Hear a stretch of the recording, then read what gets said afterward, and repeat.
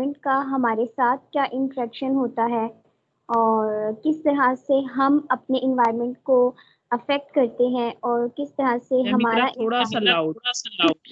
Okay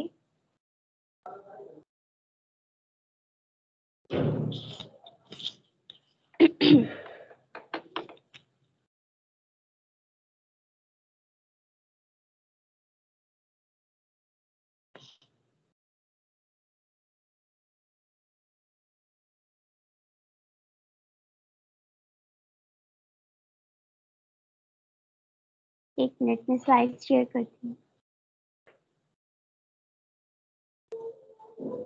ma'am of होगी आपकी screen.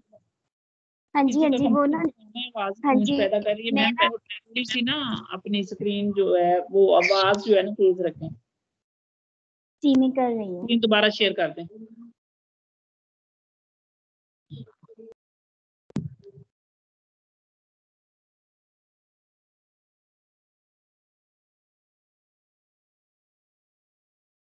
जी अब स्क्रीन शो हो रही है।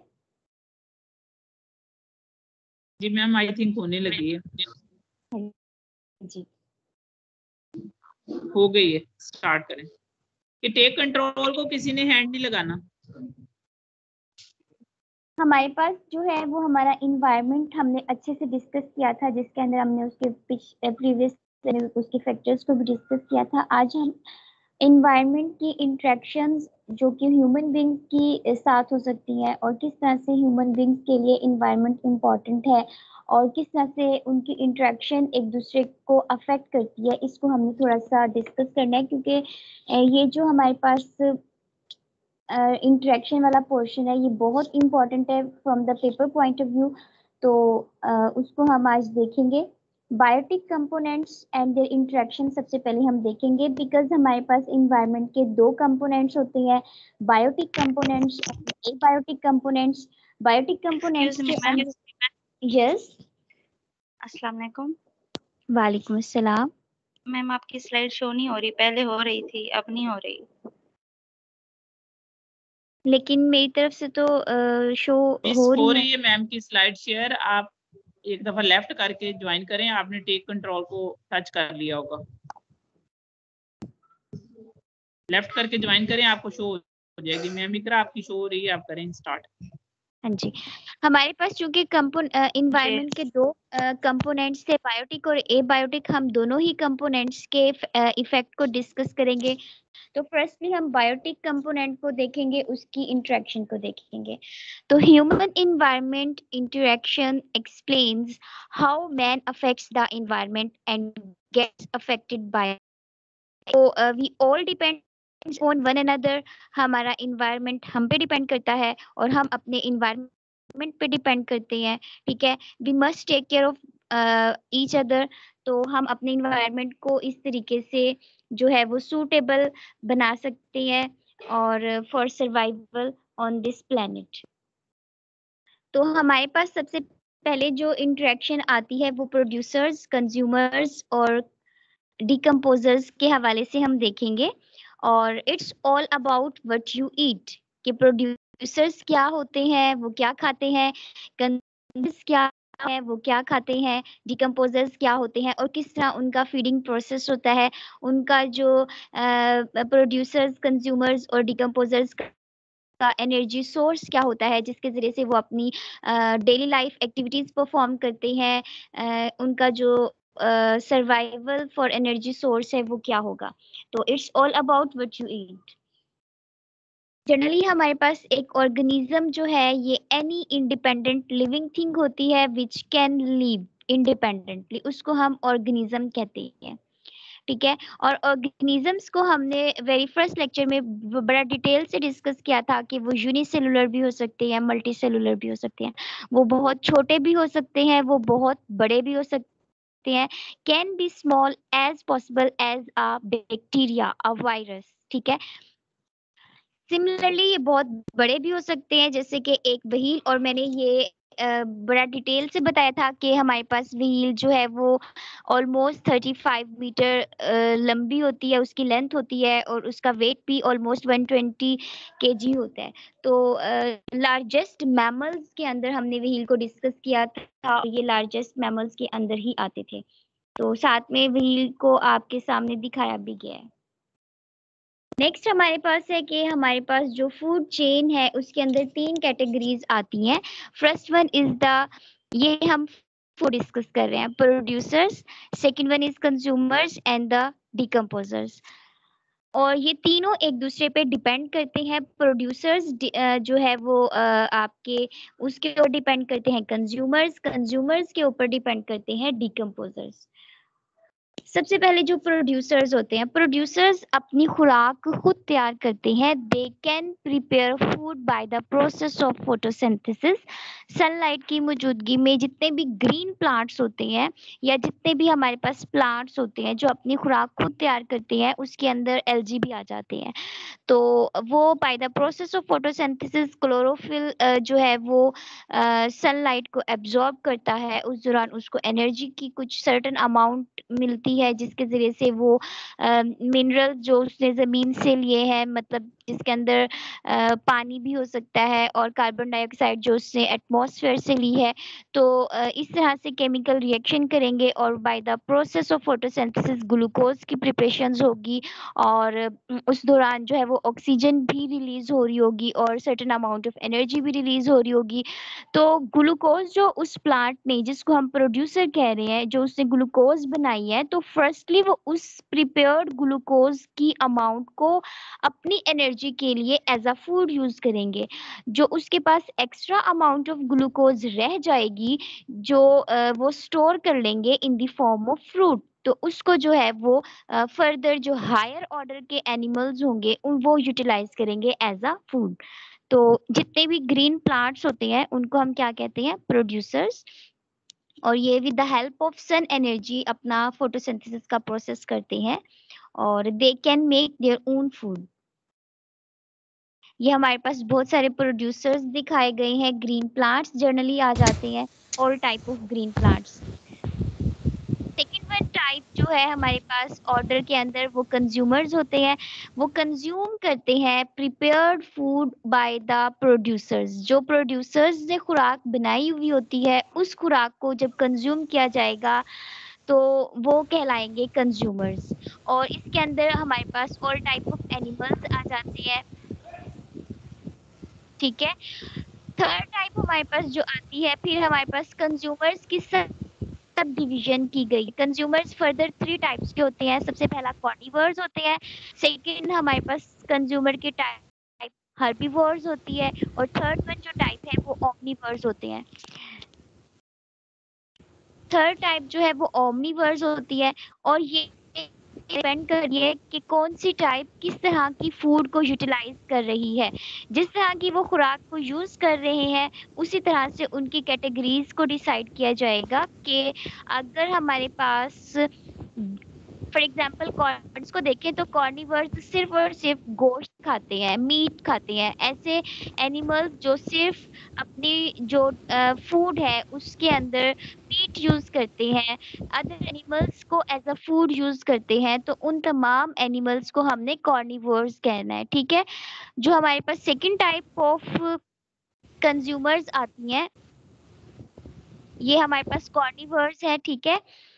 सेकंड टाइप हमारे पास आती है हार्बीवोर्स। हार्बीवोर्स ना हर्ब्स वगैरह को खाते हैं, ठीक है। इसके अंदर ग्रीन प्लांट्स, जितने भी ग्रीन प्लांट कंज्यूमर्स होंगे उनसे ग्रीन कंज्यूमर्स को हमने हार्बीवोर्स की कैटेगरी में रखना है। और इसके अंदर बहुत सारे जो है वो ग्रीन प्लांट्स फीडिंग एनिमल्स होते हैं। ये हमारे पास कुछ एग्जांपल्स हैं जो ग्रीन प्लांट्स प्रोड्यूसर्स को कंज्यूम करेंगे, उनको हम हर्बीवर्स कहेंगे।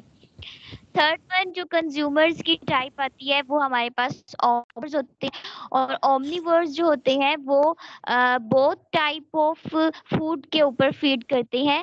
फॉर एग्जांपल वो ग्रीन प्लांट्स को भी कंज्यूम करते हैं, वो मीट को भी कंज्यूम करते हैं, मतलब वो दूसरे जानदारों का शिकार भी कर सकते हैं। उनको हम ओमनिवर्स कहेंगे। कॉमन होते हैं on both type of consumers पे वो डिपेंड कर रहे हैं, मतलब वो हार्बिवर्स को भी यूज कर सकते हैं द फूड, और वो ग्रीन प्लांट को जो प्रोड्यूसर्स है उनको भी एज अ फूड यूज कर सकते हैं। और अगर मैं एग्जांपल दूं ह्यूमन बींग्स की, तो इंसान भी ओमनिवर्स आते हैं कि इंसान जो है वो ग्रीन प्लांट्स को एज अ वेजिटेबल भी यूज करते हैं, एज अ फ्रूट भी अपनी खुराक में यूज करते हैं, और इसके अलावा वो मीट को भी यूज करते हैं। तो जो इंसान है, जो ह्यूमन बींग्स हैं, वो ओमनिवर्स में आ जाते हैं। हमारे पास जो थर्ड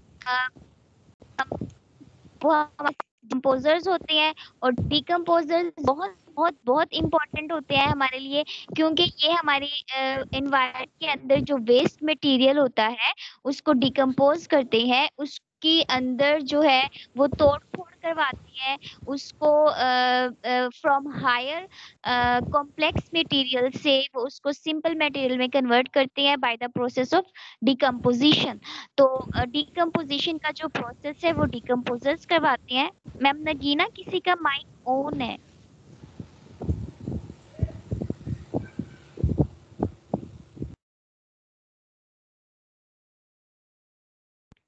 हमारे पास जो डिकम्पोजिशन का प्रोसेस होता है वो डिकम्पोजर्स करवाते हैं। अगर हम अपने इन्वायरमेंट से डिकम्पोजर को रिमूव कर दें तो हमें जो फूड वेब होगा वो डिस्टर्ब हो जाएगा, और इसके अलावा जो है फोटोसिंथेसिस के प्रोसेस के लिए भी बहुत ज़्यादा डिफिकल्टीज आएंगी, क्योंकि हमारे पास जो लैंड है उसकी फर्टेलिटी लॉस्ट हो जाएगी। उसकी फर्टेलिटी लूज की होगी, हमारे पास डिकम्पोजिशन नहीं हो रही होगी, तो न्यूट्रिएंट्स की अवेलेबिलिटी नहीं होगी। तो डिकम्पोजर्स जो है वो डेड प्लांट्स के ऊपर सरवाइव करते हैं, और डेब्रिस वगैरह के ऊपर जो है वो सरवाइव करते हैं। Decomposers eat dead things and turn them back into dirt और सॉइल। जब वो डेब्रिस वगैरह के ऊपर, जब वो डेड प्लांट्स एंड और अदर लिविंग ऑर्गेनिजम्स जो कि डेड फॉर्म के अंदर है उनके ऊपर जब सरवाइव करेंगे, तो फिर वहां पे जब डिकम्पोजिशन करवाएंगे तो वो फर्टेलिटी ऑफ लैंड को इंक्रीज करवाते हैं। ठीक है, और इसके अंदर हमारे पास बहुत सारे डिकम्पोजर्स आ जाते हैं, जैसे कि मशरूम्स हैं, वॉर्म्स हैं, बग्स हैं, ये सारी उसकी एग्जाम्पल्स में आ जाते हैं। यहाँ पे कुछ एग्जाम्पल भी हुई है कि किस तरह से ये डिकम्पोजिशन का प्रोसेस करते हैं, और आपके इन्वायरमेंट को जो है वो सस्टेन करवाते हैं, और हमारे इन्वायरमेंट के अंदर बहुत इम्पोर्टेंट रोल प्ले करते हैं। अब यहाँ पे एक क्वेश्चन अराइज होता है, what would the world look like without decomposers? For example, अगर हमारे इन्वायरमेंट से, हमारी जमीन से बैक्टीरिया और फंजाई वगैरह को रिमूव कर दिया जाए तो क्या होगा? तो हमारे पास बहुत ही ड्रास्टिक किस्म के रिजल्ट्स हमें मिलेंगे।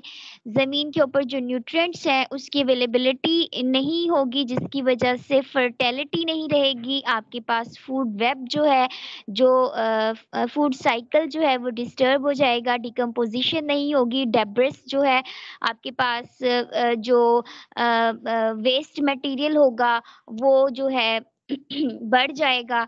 जब उस वेस्ट मटेरियल की डिकम्पोजिशन नहीं होगी तो आपकी इन्वायरमेंट के अंदर पोल्यूशन हो जाएगी और बहुत सारे इफेक्ट्स काज हो जाएंगे। ये हमारे पास एक फूड वेब की फॉर्म में जो है वो न्यूट्रिएंट्स जिनको हम डिकम्पोजर्स कह रहे हैं उसका रोल दिखाया हुआ है, कि आपके पास जो प्रोड्यूसर्स हैं जिनको हम ग्रीन प्लांट्स कहते हैं, वो सनलाइट की मौजूदगी में डिफरेंट न्यूट्रिएंट्स और वाटर की अवेलेबिलिटी के साथ जो है फूड प्रिपेयर करते हैं। प्रोड्यूसर्स की प्रिपेयर्ड फूड को प्राइमरी कंज्यूमर्स कंज्यूम कर रहे हैं, फिर उन प्राइमरी कंज्यूमर्स को सेकेंडरी कंज्यूमर्स कंज्यूम करते हैं, और फिर फिर उन सेकेंडरी कंज्यूमर्स को टर्शरी कंज्यूमर्स जो है वो कंज्यूम कर लेते हैं, और जब टर्शरी कंज्यूमर्स मर जाते हैं उनके ऊपर फिर डिकम्पोजर्स एक्ट करते हैं, और डिकम्पोजर्स उनकी डिकम्पोजिशन करते हैं, जिसकी वजह से आपके इन्वायरमेंट के अंदर different type of nutrients available होते हैं, और फिर वो न्यूट्रिएंट्स आपके जो प्रोड्यूसर्स हैं उनके लिए नेसेसरी होते हैं। इस तरह से हमारे पास एक फूड वेब चलता है, फूड चेन चलती है। अगर आपके सिर्फ इस डिकम्पोजर्स वाले पॉइंट को हम हटा दें तो आपका पूरा साइकिल जो है वो डिस्टर्ब हो जाएगा, और फिर आपके पास जो है एक स्टेप, ये हमारे पास ना लिंकेज होता है, ये एक चेन होती है। अगर एक चेन के एक पॉइंट को भी रिमूव कर देते हैं तो आप फिर आपका पूरा साइकिल डिस्टर्ब हो जाता है, और अल्टीमेटली एक का अफेक्ट दूसरे पे जरूर होता है। नेक्स्ट हमारे पास है कि ये एक क्वेश्चन है कि हमारे पास यहाँ पे 10 टाइप्स के नेम लिखे हुए हैं, जिसमें आपने देख के बताना है कि फॉर एग्जांपल बेयर आपके पास किस टाइप के अंदर आता है। बेयर आपके पास कॉर्निवोर्स है, हर्बीवोर्स है, या फिर ओमनिवोर्स में आता है। हमें ये तो पता है ये कंज्यूमर्स हैं, but which type of consumers? Carnivores जो कि आपके पास गोश्त खाते हैं, हर्बीवर्स जो कि आपके पास ग्रीन प्लांट्स कंज्यूम करते हैं, ओमनिवर्स जो बोथ यूज करते हैं green plants as well as animal or meat. तो बेयर हमारे पास क्या होगा? फॉर एग्जाम्पल बेयर हमारे पास कॉर्निवर्स होंगे, शॉक क्या होगी, रैबिट होगा, चेरी ट्री प्रोड्यूसर होगा, रैबिट आपके पास हर्बीवर्स होगा, मशरूम आपके पास प्रोड्यूसर्स के सॉरी मशरूम हमारे पास किस में आएंगे? अभी हमने डिकम्पोजर्स में आए। तो ये हमारे पास भी है जिसको आगे सॉल्व फॉर्म में भी दिखाया गया है, ये उसकी है। ठीक है, इसको अच्छे से देख लेना। नेक्स्ट हमारे पास है dependence of organisms upon one another. Animal जो है वो अपने इन्वायरमेंट पे किस तरह अफेक्ट करते हैं, और उनका इन्वायरमेंट एनिमल्स पे, लिविंग ऑर्गेनिजम्स पे किस तरह से अफेक्ट करता है। तो फर्स्टली एनिमल्स जो है वो डिपेंड करते हैं अपने इन्वायरमेंट पे for food, for shelter, for protection. ये तीनों बेसिक नेसेसरी कंडीशंस जो है वो इंसान को उसके इन्वायरमेंट से ही मिलती हैं। प्लांट्स अपने किस तरह से अपने इन्वायरमेंट पे डिपेंड करते हैं या एनिमल्स पे डिपेंड करते हैं। फॉर एग्जांपल प्लांट्स जो है कार्बन डाइऑक्साइड के लिए एनिमल्स पे डिपेंड करते हैं। अगर एनिमल्स के अंदर ब्रीदिंग प्रोसेस नहीं होगा तो फिर एनिमल्स जो होंगे वो ऑक्सीजन कंज्यूम नहीं करेंगे। जब वो ऑक्सीजन कंज्यूम नहीं करेंगे तो फिर कार्बन डाइऑक्साइड को भी एक्सेल नहीं करेंगे, क्योंकि बेसिकली एनिमल्स जो है वो ऑक्सीजन को इनहेल कर रहे हैं ब्रीदिंग प्रोसेस में, और कार्बन डाइऑक्साइड को एक्सेल कर रहे हैं। तो प्लांट्स के लिए कार्बन डाइऑक्साइड का सोर्स एनिमल्स होंगे। और फॉर पॉलिनेशन का जो प्रोसेस है, जो रिप्रोडक्शन का प्रोसेस है, वो भी डिफरेंट एनिमल्स के जरिए से होता है, डिफरेंट इंसेक्ट्स के जरिए से होता है जब वो पॉलिनेशन का प्रोसेस होता है। आपको पॉलिनेशन का प्रोसेस डिटेल से पता होगा कि किस तरह से पोलन के ऊपर जो है वो फीदर्स के साथ स्टक हो जाते हैं, डिफरेंट एनिमल के फीसेस के जरिए से किस तरह से वो एक जगह से दूसरी जगह ट्रांसफर हो जाते हैं। ये सब हमारे पास था बायोटिक कंपोनेंट्स का इंट्रैक्शन। नेक्स्ट वन हमारे पास एबायोटिक कंपोनेंट्स का इंट्रैक्शन आता है। एबायोटिक कंपोनेंट्स जो मोस्ट इम्पॉर्टेंट है वो हमारे पास लाइट है, टेम्परेचर है, third one air, fourth one soil and the fifth one हमारे पास वाटर है। ये ऐसे एबायोटिक फैक्टर्स हैं जो तमाम लिविंग ऑर्गेनिजम्स के लिए बहुत ज़्यादा इम्पॉर्टेंट है, और हमारे इन्वायरमेंट के लिए भी बहुत ज़्यादा इम्पॉर्टेंट है।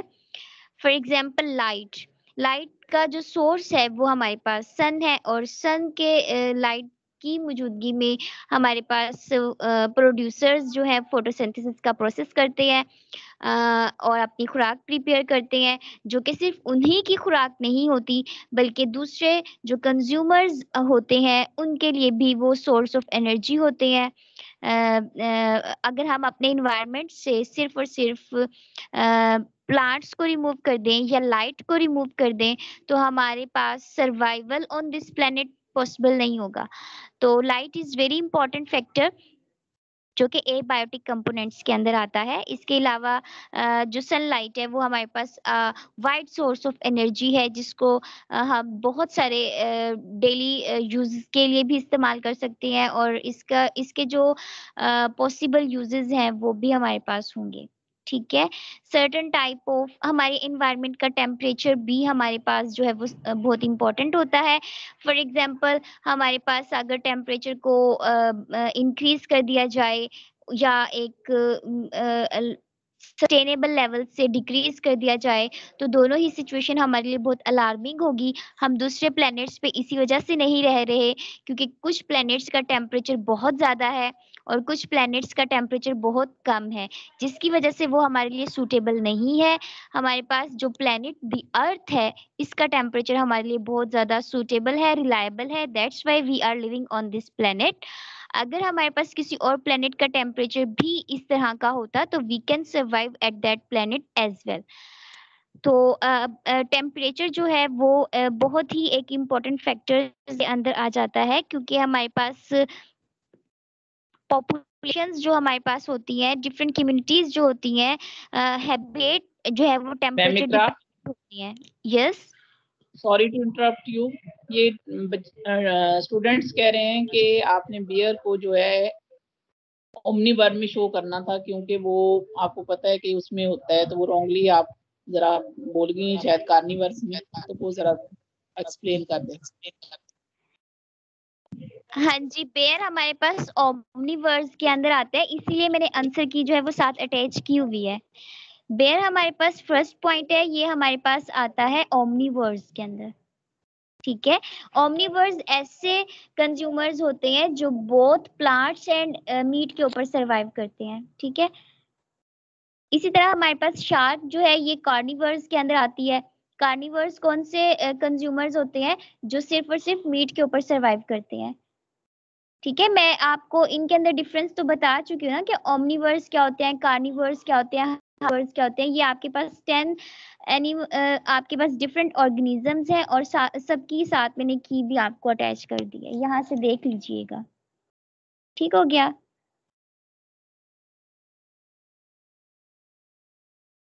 थर्ड वन फैक्टर हमारे पास एयर है। फॉर एग्जाम्पल हमारे पास एयर जो है अगर हम इसको डिस्क्राइब करें तो it's combination of different gases या इन्वेलप ऑफ डिफरेंट गैसेस। तो इस इन्वेलप के अंदर जो गैसेस हैं वो भी हमारे लिए बहुत ज़्यादा इम्पॉर्टेंट है क्योंकि इसके अंदर अगर हम ड्राई एटमॉस्फेयर का कंपोजिशन देखें तो हमारे पास nitrogen, oxygen, water vapours, carbon dioxide और ऑर्गन की जो कंसेंट्रेशन है वो मोस्ट इम्पॉर्टेंट है क्योंकि हमारे पास एयर के अंदर 78% जो है वो नाइट्रोजन मौजूद है, 21% ऑक्सीजन मौजूद है, इसी तरह कार्बन डाइऑक्साइड 0.02% है, आर्गोन हमारे पास 0.09% मौजूद है।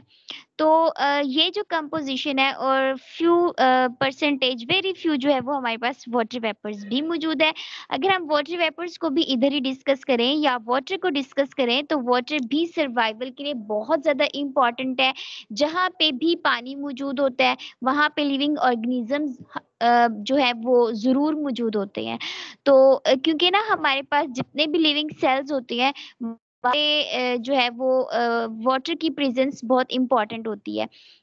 हमारे बॉडी सेल्स के अंदर भी जो है वो पानी का एक खास कंसंट्रेशन मौजूद होती है। तो हमारे पास पानी से ही जो है वो ऑर्गेनिज्म ओरिजिनेट होते हैं। लास्ट वन फैक्टर जो है वो हमारे पास सॉइल है। हम 2 मिनट अजान सुन लें फिर हम इसको कंटिन्यू करते हैं।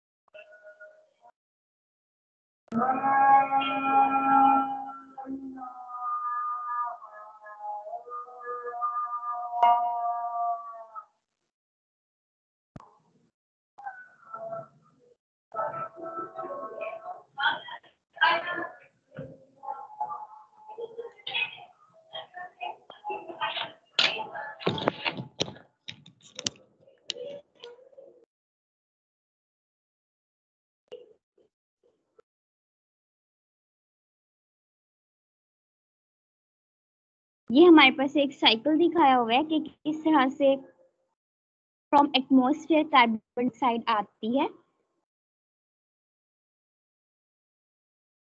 और किस तरह से जो हमारे पास डिकम्पोजर्स थे जिन्होंने नाइट्रोजन फिक्सेशन का प्रोसेस किया था ऑर्गेनिक मटेरियल की जो है वो डिकम्पोजिशन करवाई थी और किस तरह से डिकम्पोजर्स ने जो है वो आपके पास न्यूट्रिएंट्स की अवेलेबिलिटी को पॉसिबल बनाया था और किस तरह से वो न्यूट्रिएंट्स जो है वो बाय द रूट्स प्लांट ने एब्जॉर्ब किए हैं और किस तरह से कार्बन डाइऑक्साइड और वाटर वेपर जो उसके जरिए से मिनरल्स की फॉर्म में जो है वो रूट्स तक गए हैं और किस तरह से उसने जो है फोटोसिंथेसिस का प्रोसेस करके ग्लूकोज को प्रिपेयर किया है और उस दौरान जो है वो ऑक्सीजन भी उसने रिलीज करवाई है फोटोसिंथेसिस के प्रोसेस में। अगर हम फोटोसिंथेसिस की इक्वेशन को देखें तो वो हमारे पास जनरली होती है 6 carbon dioxide plus 6 molecule of water, फिर हमारे पास एरो आता है और एरो के ऊपर हम जो कंडीशंस लगाते हैं वो हमारे पास होता है क्लोरोफिल और हमारे पास होता है फिर एरो के प्रोडक्ट प्रोड्यूस होती है जिसके अंदर हमारे पास होती है glucose C6H12O6 plus 6 mole of oxygen produce होता है with certain amount of energy भी हम कह सकते हैं। तो ये फोटोसिंथेसिस का प्रोसेस है। उस ऑक्सीजन को जो है वो फिर कंज्यूमर्स या जिसको हम कहते हैं हाई ऑर्डर के जो एनिमल्स होते हैं वो कंज्यूम कर लेते हैं। हम ये नहीं कह सकते कि जो प्लांट्स हैं, क्योंकि हमने पढ़ा है कि जितने भी लिविंग ऑर्गेनिजम्स होते हैं उनको सरवाइव करने के लिए ऑक्सीजन की जरूरत होती है। तो क्या आप अब ये कहेंगे कि प्लांट्स ऑर्गेनिज्म है, क्या प्लांट्स जो है वो ऑक्सीजन यूज नहीं करेंगे? नहीं, ऐसा नहीं होता। प्लांट्स जब फोटोसिंथेसिस का प्रोसेस करते हैं तब वो कार्बन डाइऑक्साइड यूज करते हैं, और जब वो फोटोसिंथेसिस का प्रोसेस नहीं करते तब वो भी ऑक्सीजन को कंज्यूम कर रहे होते हैं। फॉर एग्जाम्पल अगर हम देखें, रात के वक्त जब सनलाइट मौजूद नहीं होती तब आपके पास क्लोरोफिल जो है वो एब्जॉर्ब नहीं कर रहा होता सनलाइट, तो फिर आपके पास फोटोसिंथेसिस का प्रोसेस भी नहीं हो रहा होता, उस दौरान ऑक्सीजन प्रोड्यूस नहीं हो रही होती। उस दौरान क्या होता है, प्लांट्स भी ऑक्सीजन को कंज्यूम कर रहे होते हैं, और दैट्स वाई कि हम जो है वो रात के वक्त यूजुअली प्लांट्स के या दरख्तों के नीचे मतलब स्टे नहीं करते। तो इसकी वजह यही होती है कि वहां पे डेफिशिएंसी ऑफ ऑक्सीजन हो सकती है। यहाँ पे एक्चुअली जो साइकिल दिखाया गया है वो डिकम्पोजर्स का ही बताया गया है कि किस तरह से डिकम्पोजर्स जो है वो न्यूट्रिएंट्स के लिए न्यूट्रिएंट्स की अवेलेबिलिटी को पॉसिबल बनाते हैं। अब हमारे पास जो इन्वायरमेंट का इंटरेक्शन है इसके अंदर एबायोटिक और बायोटिक फैक्टर्स थे। बायोटिक फैक्टर्स का जो मेन इंटरेक्शन है वो सिम्बियोसिस, कंपटीशन और फीडिंग प्रोसेस में है। सिम्बियोसिस के अंदर फिर पैरासिटिज्म आती है, म्यूचुअलिज्म आता है और कमेंसलिज्म आता है। इसको हम डिटेल से डिस्कस करते हैं। ये इंटरेक्शन है। प्रीडेशन क्या होता है, जिसके अंदर एक शिकारी होता है और एक शिकार होता है, ठीक है। कंपटीशन में दोनों एक दूसरे को compete करते हैं, एक जीत जाता है एक हार जाता है। सिम्बियोसिस के अंदर दो ऑर्गेनिजम्स का रिलेशनशिप होता है जिसमें एक जो है वो ऑर्गेनिज्म दूसरे ऑर्गेनिज्म को क्या अफेक्ट करता है या नहीं करता, उनके रिलेशन से किसको नुकसान हो सकता है, किसको फायदा हो सकता है या किसी को भी नुकसान नहीं हो सकता, किस तरह से ये सिम्बियोसिस के रिलेशंस होते हैं वो हमने जो है वो डिस्कस करना है 3 टाइप्स में, कमेंसलिज्म, म्यूचुअलिज्म और पैरासिटिज्म के अंदर। ये वाले जो इंटरेक्शंस हैं वेरी वेरी इंपॉर्टेंट। तो जो कंपटीशन है ये इंट्रा स्पेसिफिक भी हो सकता है, इंटर स्पेसिफिक भी हो सकता है। जब एक ही ऑर्गेनिजम्स के दरमियान, एक ही टाइप के कम्युनिटी के दरमियान जब कंपटीशन होगा तो उसको हम इंट्रा कंपटीशन कहेंगे, और बिटवीन डिफरेंट कम्युनिटीज जब कंपटीशन होगा तो उस हम इंटर स्पेसिफिक कंपटीशन कहेंगे। और हमारे पास जो है डिफरेंट ऑर्गेनिजम्स की जो फाइट है वो कंपटीशन को रिप्रेजेंट करती है। और जो हमारे पास लाइन होता है जनरली ये अपनी टेरिटरी के लिए जो है वो बहुत ज़्यादा कंपटीशन करते हैं, फिर उनका कुछ अपनी खुराक के लिए भी कंपटीशन कर लेते हैं। तो हमारे पास जो सेकंड है वो प्रीडेशन है। प्रीडेशन में क्या होता है, प्रीडेशन आकर when organism captures and Yeats another, मतलब एक प्री होता है और एक प्रीडेटर होता है। तो प्री प्रीडेटर के रिलेशनशिप को हम प्रीडेशन कहते हैं। अब हमारे पास सिम्बियोटिक रिलेशनशिप्स हैं। तो सबसे पहला जो सिम्बियोटिक रिलेशनशिप है वो म्यूचुअलिज्म है। म्यूचुअलिज्म का मतलब है जिसमें दोनों को ही जो है वो फायदा होता है। बोथ ऑर्गेनिजम्स जो हैं वो बेनिफिट्स फायदा उठा रहे होते हैं। आपको यहाँ पे जो है एक एग्जांपल में दिखाता है कि किस तरह से बैट जो है वो इस ऑर्गेनिजम्स पर फीड कर रहे हैं और इस ऑर्गेनिज्म को जो है वो बैट से कुछ फायदा भी हो रहा होगा।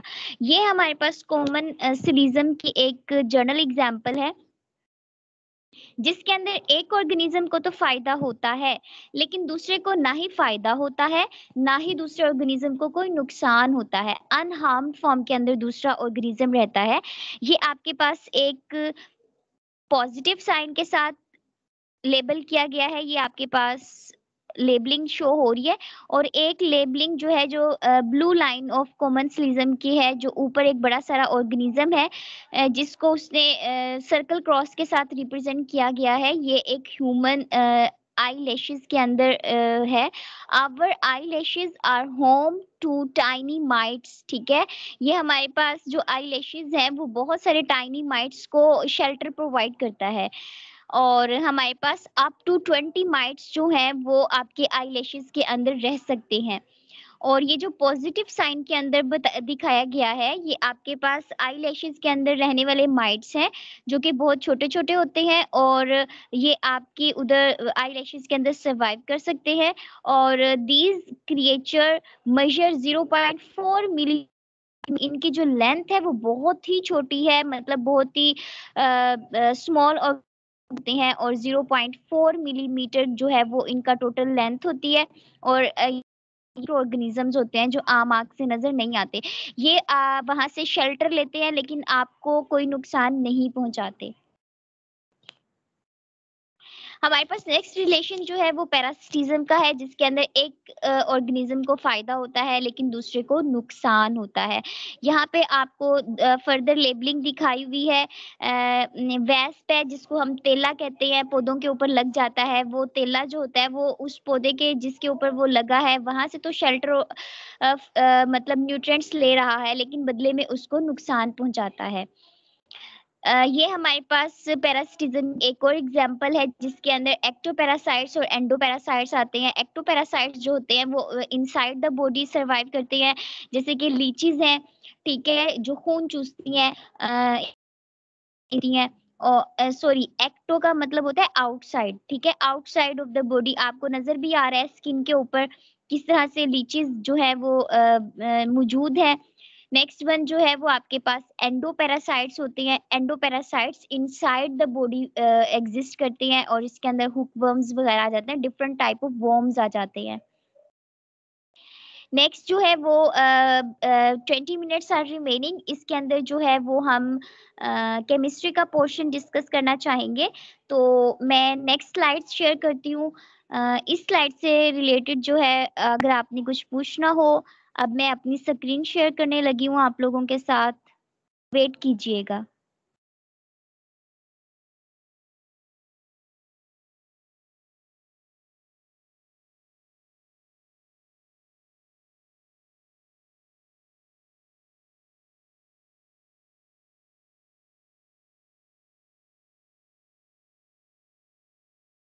जैसे कि हमने कल जो है अपना टॉपिक क्लोज किया था केमिकल रिएक्शंस के ऊपर, जैसे कि मैंने बोला था कि हमारे पास रिडॉक्स रिएक्शंस जो होते हैं वो बहुत इंपॉर्टेंट होते हैं।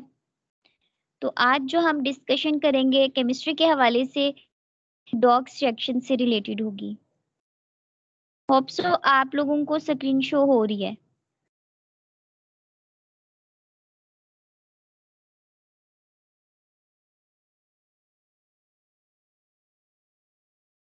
जी मैम, इकरा हो रही है स्क्रीन भी और आपकी आवाज भी क्लियर है।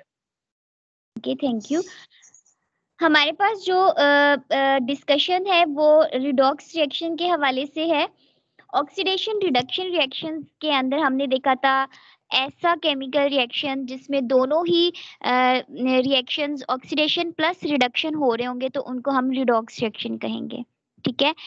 और electrons can be neither created out of nothing not destroyed. आपके पास कुछ भी जो इलेक्ट्रॉन का है ना ही एक केमिकल रिएक्शन में लॉस हो रहा होता, ना ही मतलब रिजल्ट हमारे पास न्यूट्रल होता है, ठीक है। अगर कोई चीज केमिकल रिएक्शन में ऑक्सीडाइज हो रही है तो अल्टीमेटली कुछ रिड्यूस भी हो रहा होगा केमिकल रिएक्शन में। फॉर एग्जांपल अगर कोई स्पीशी अपने इलेक्ट्रॉन लूज कर रही है तो अल्टीमेटली दूसरी स्पीशी उसके लूज्ड इलेक्ट्रॉन को गेन भी कर रही होगी।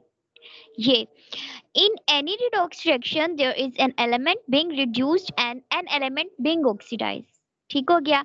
और जिनको हम ऑक्सीडाइजिंग और रिड्यूसिंग एजेंट्स के बिहाफ पे डिस्कस करेंगे। अगर आप स्लाइड्स देख रहे हैं तो if an element is reduced, अगर कोई आपके पास एलिमेंट रिड्यूस हो रहा है तो वो दूसरे को क्या कर रहा होगा, ऑक्सीडाइज कर रहा होगा। और ऐसे एजेंट्स को जो किसी दूसरे को ऑक्सीडाइज करते हैं खुद रिड्यूस हो जाते हैं, उन एजेंट्स को हम ऑक्सीडाइजिंग एजेंट कहते हैं, ठीक हो गया।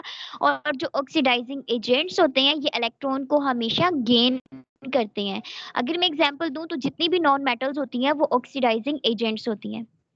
कोरेस्पॉन्डिंग अगर हम रिड्यूसिंग एजेंट्स की बात करें तो जो रिड्यूसिंग एजेंट्स हैं इनको इस तरह से डिफाइन करेंगे कि ऐसे एजेंट्स जो खुद ऑक्सीडाइज हो जाते हैं किसी दूसरे को रिड्यूस कर देते हैं तो रिड्यूसिंग एजेंट्स कहलाते हैं। और रिड्यूसिंग एजेंट्स जो है वो इलेक्ट्रॉन को गेन कर रहे होते हैं। और जितनी भी अगर मैं एग्जांपल दूं तो जितनी भी मेटल्स हैं वो सारी की सारी रिड्यूसिंग एजेंट्स में आ जाती हैं। Oxidation reduction reactions are also called redox reaction. इनको हम डिस्प्रोपोर्शनेशन रिएक्शंस भी कहते हैं। जितने भी रिडॉक्स रिएक्शंस हैं, इनके अंदर इलेक्ट्रॉन्स का ट्रांसफर हो रहा होता है from one atom to another atom. Oxidation को हम तीन बेसिस पे डिफाइन करते हैं, in terms of electron, in terms of proton या hydrogen, in terms of oxygen. तो इन तीन बेसिस पे हम जनरली ऑक्सीडेशन रिडक्शन रिएक्शंस को डिस्क्राइब कर सकते हैं। Spontaneous redox reactions are generally exothermic. Exothermic हमने देखा था ऐसे रिएक्शन जिनके हैपनिंग्स के अंदर जो है वो हीट इवॉल्व हो रही होती है। ऐसे केमिकल रिएक्शन जब वो अक्कर होते हैं तो फिर सर्टेन टाइप ऑफ अमाउंट जो एनर्जी है वो रिलीज हो रही होती है, and we can use their released energy as a source of energy for other applications. वो आप पे डिपेंड करता है आप उस एनर्जी को किस तरह से यूज करते हो। अब हमारे पास reaction of reduction oxidation based upon releasing और losing and gaining of oxygen. मैंने आपको कल जो है वो डिटेल से बताया कि अगर आपके पास ऑक्सीजन का गेन हो रहा होगा, जहाँ पे हाइड्रोजन का रिमूवल हो रहा होगा, जहाँ पे इलेक्ट्रॉन का रिमूवल हो रहा होगा, तो वहाँ पे ऑक्सीडेशन हो रही होगी। और जहाँ पे रिमूवल ऑफ ऑक्सीजन हो रहा होगा, गेन ऑफ हाइड्रोजन होगा, गेन ऑफ इलेक्ट्रॉन होगा, वहाँ पे रिडक्शन का प्रोसेस होगा। और हमारे पास एक केमिकल रिएक्शन जिसको हम रिडॉक्स रिएक्शन कहते हैं, वहाँ पे ऑक्सीडाइजिंग रिड्यूसिंग एजेंट ये दोनों रिएक्शंस करवा रहे होते हैं। ये आपके पास एक एग्जाम्पल दिखाई गई है जिसमें मीथेन का ऑक्सीजन के साथ रिएक्शन हो रहा है और कार्बन डाइऑक्साइड और वाटर प्रोड्यूस हो रहा है। तो जनरली अगर हम मीथेन की कार्बन को देखें रिएक्टेंट में, तो प्रोडक्ट के अंदर जाके वो ऑक्सीजन को गेन कर चुकी है। तो इसका मतलब जो आपके पास कार्बन है वो ऑक्सीडाइज हो चुकी है, ठीक है। और जो आपके पास हाइड्रोजन है वो ऑक्सीजन के पास जा चुकी है। आपके पास कार्बन कार्बन डाइऑक्साइड में कन्वर्ट हुई है by the process of oxidation. आपके पास ऑक्सीजन जो है वो वाटर में कन्वर्ट हुआ है by the process of reduction. इसी तरह आपके पास सेकंड एग्जांपल में फास्फोरस जो है वो ऑक्सीजन के साथ रिएक्ट करके फास्फोरस पेंटाऑक्साइड में कन्वर्ट हो रहा है। यहाँ पे भी ऑक्सीजन की एडिशन हो रही है और addition of oxygen is called oxidation. नीचे जो हमारे पास एग्जांपल है वो रिडक्शन के हवाले से है। रिडक्शन कैसे हो रही है, देखो CuO जो है आपके पास कॉपर ऑक्साइड हाइड्रोजन के साथ रिएक्शन करके कॉपर और वाटर प्रोड्यूस करवा रहा है, कॉपर मेटल प्रोड्यूस हो रही है।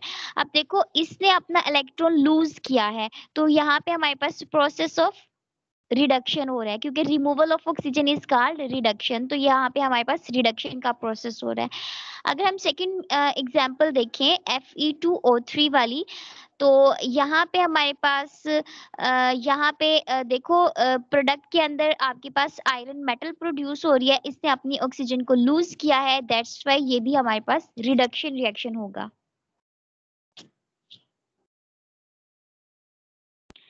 ऑक्सीडेशन रिडक्शन रिएक्शंस क्या होते हैं ये हम बहुत डिटेल से पढ़ चुके हैं कि oxidation can be defined as addition of oxygen electronegative element to a substance और रिमूवल ऑफ हाइड्रोजन। इलेक्ट्रोपॉजिटिव बन जाएगा element from a substance. Reduction भी हमारे पास इसी तरह रिमूवल ऑफ ऑक्सीजन है। जब आपके पास एक ऑक्सीजन रिमूव होती है तो आपके पास electronegative element from a substance or addition of hydrogen electropositive element to a substance. Oxidation reduction reactions must occur simultaneously. If an atom lose electron, another atom must take them. ठीक है, collectively हमारे पास जो है वो balanced रखना है हमने अपनी इक्वेशन को, क्योंकि अगर हमारे पास कोई भी इक्वेशन बैलेंस नहीं होगी तो फिर हमारे पास जो है उसको बैलेंस करना पड़ेगा। तो हम ऑक्सीडेशन नंबर या ऑक्सीडेशन स्टेट के हवाले से भी डिस्कशन करेंगे कि किस तरह से ऑक्सीडेशन स्टेट्स हमारे पास वेरी करती हैं और क्या होती हैं।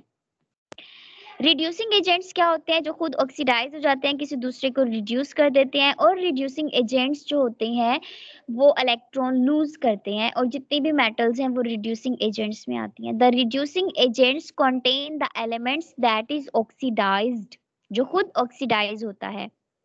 और जो ऑक्सीडाइजिंग एजेंट्स है contains the elements that is reduced. अब एग्जाम्पल दिखाई हुई है, Na आपके पास सोडियम मेटल है, इसका जब क्लोरीन के साथ रिएक्शन होता है तो आपके पास Na पॉजिटिव और Cl नेगेटिव प्रोड्यूस हो रहा है। तो जो आपके पास सोडियम है, फर्स्टली इसकी जो ऑक्सीडेशन स्टेट थी वो क्या थी, जीरो थी, इसके ऊपर कोई चार्ज नहीं है, न्यूट्रल था, न्यूट्रल स्पीशीज की ऑक्सीडेशन स्टेट जीरो होती है। तो जब आपके पास ये NaCl में कन्वर्ट हुआ, सोडियम क्लोराइड बना, तो अब इसके पास पॉजिटिव चार्ज आ रहा है, मतलब इसने अपना इलेक्ट्रॉन क्या किया है, लूज किया है। जब आपके पास इलेक्ट्रॉन लूज होते हैं तो वो क्या होती है, ऑक्सीडाइज हो गया। इसका मतलब ये रिड्यूसिंग एजेंट था जो खुद ऑक्सीडाइज हो गया है और Cl2 को उसने क्या कर दिया, रिड्यूस करवा दिया है। ठीक है, Na is the reducing agent, Cl2 is the oxidizing agent, के उससे इलेक्ट्रॉन जो सोडियम ने लूज किया था वो Cl ने गेन किया है, इस वजह से वो ऑक्सीडाइजिंग एजेंट है। ये आपके पास इक्वेशन है जिसके अंदर दोनों रिएक्शन हो रहे हैं, ऑक्सीडेशन का रिएक्शन भी हो रहा है, रिडक्शन का रिएक्शन भी हो रहा है। कार्बन जो है CH4 के अंदर -4 की ऑक्सीडेशन स्टेट थी, तो जब वो CO2 में कन्वर्ट हुआ है तो वहां पे उसकी ऑक्सीडेशन स्टेट जो है वो +4 में कन्वर्ट हो चुकी है। मतलब पहले उसके पास 4 इलेक्ट्रॉन थे, अब वो 4 इलेक्ट्रॉन लूज कर चुके हैं। इसी तरह ऑक्सीजन चूंकि आपके पास न्यूट्रल फॉर्म के अंदर था तो इसकी ऑक्सीडेशन स्टेट जीरो थी। जैसे ही वो वाटर के साथ हाइड्रोजन के साथ रिएक्ट करके वाटर में कन्वर्ट हुआ तो इसकी ऑक्सीडेशन स्टेट जो है वो -2 में चली गई है। इसका मतलब उसने गेन किया है और क्या हो गया है, रिडक्शन का प्रोसेस हुआ है और गेन हुआ, तो इसका मतलब वो खुद ऑक्सीडाइज हो चुका है।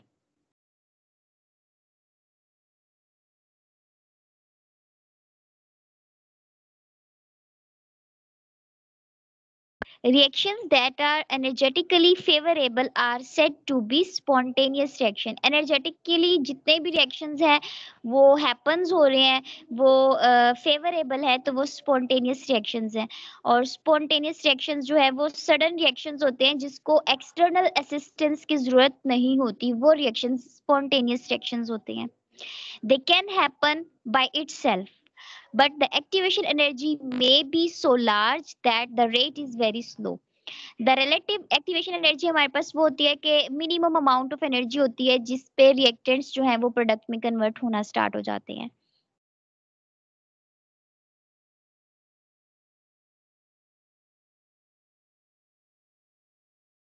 यहाँ पे हमारे पास कुछ कॉमन ऑक्सीडेशन स्टेट्स दिखाई गई हैं कि आपके पास कोई भी न्यूट्रल स्पीशी है उसकी ऑक्सीडेशन स्टेट जीरो होती है।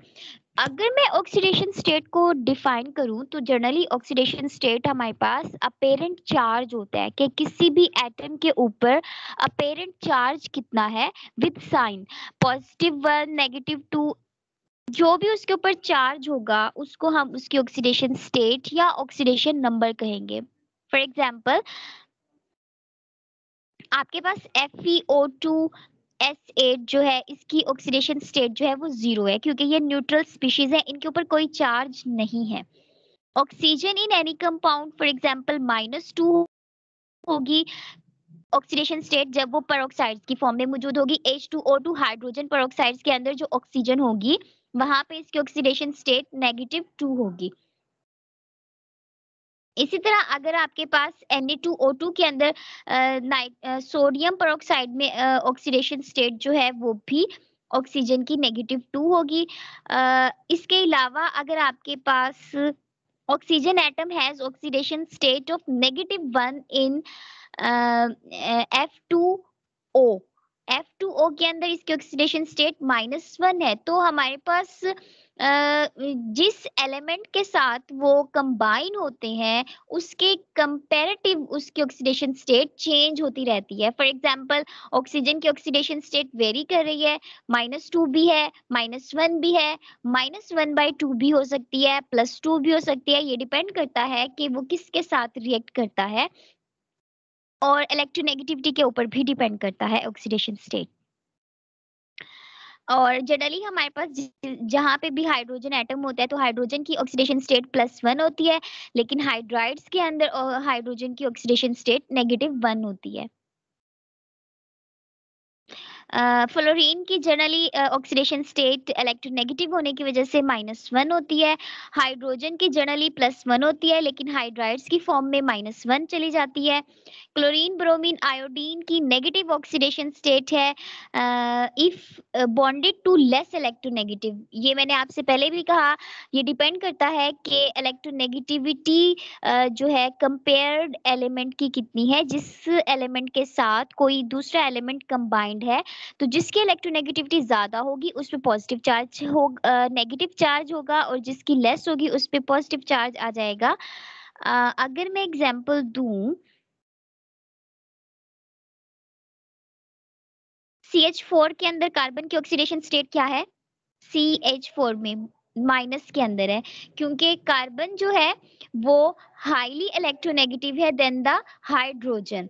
जनरली हमारे पास कार्बन, अगर मैं कार्बन डाइऑक्साइड में देखूं तो कार्बन की वैलेंसी पॉजिटिव के अंदर आती है, लेकिन CH के अंदर उसकी वैलेंसी नेगेटिव के अंदर आती है। तो ये डिपेंड करता है कि किस तरह के एटम्स मौजूद हैं। ठीक है, यहाँ पे भी उसी चीज को डिस्कस किया गया है, वैलेंसी को, सॉरी ऑक्सीडेशन स्टेट को ही। नेक्स्ट में चल के हमारे पास एक ये रूल्स हैं, कुछ आप देख लीजिएगा। अगर आप लोगों को कुछ पूछना हो तो आप पूछ भी लीजिएगा।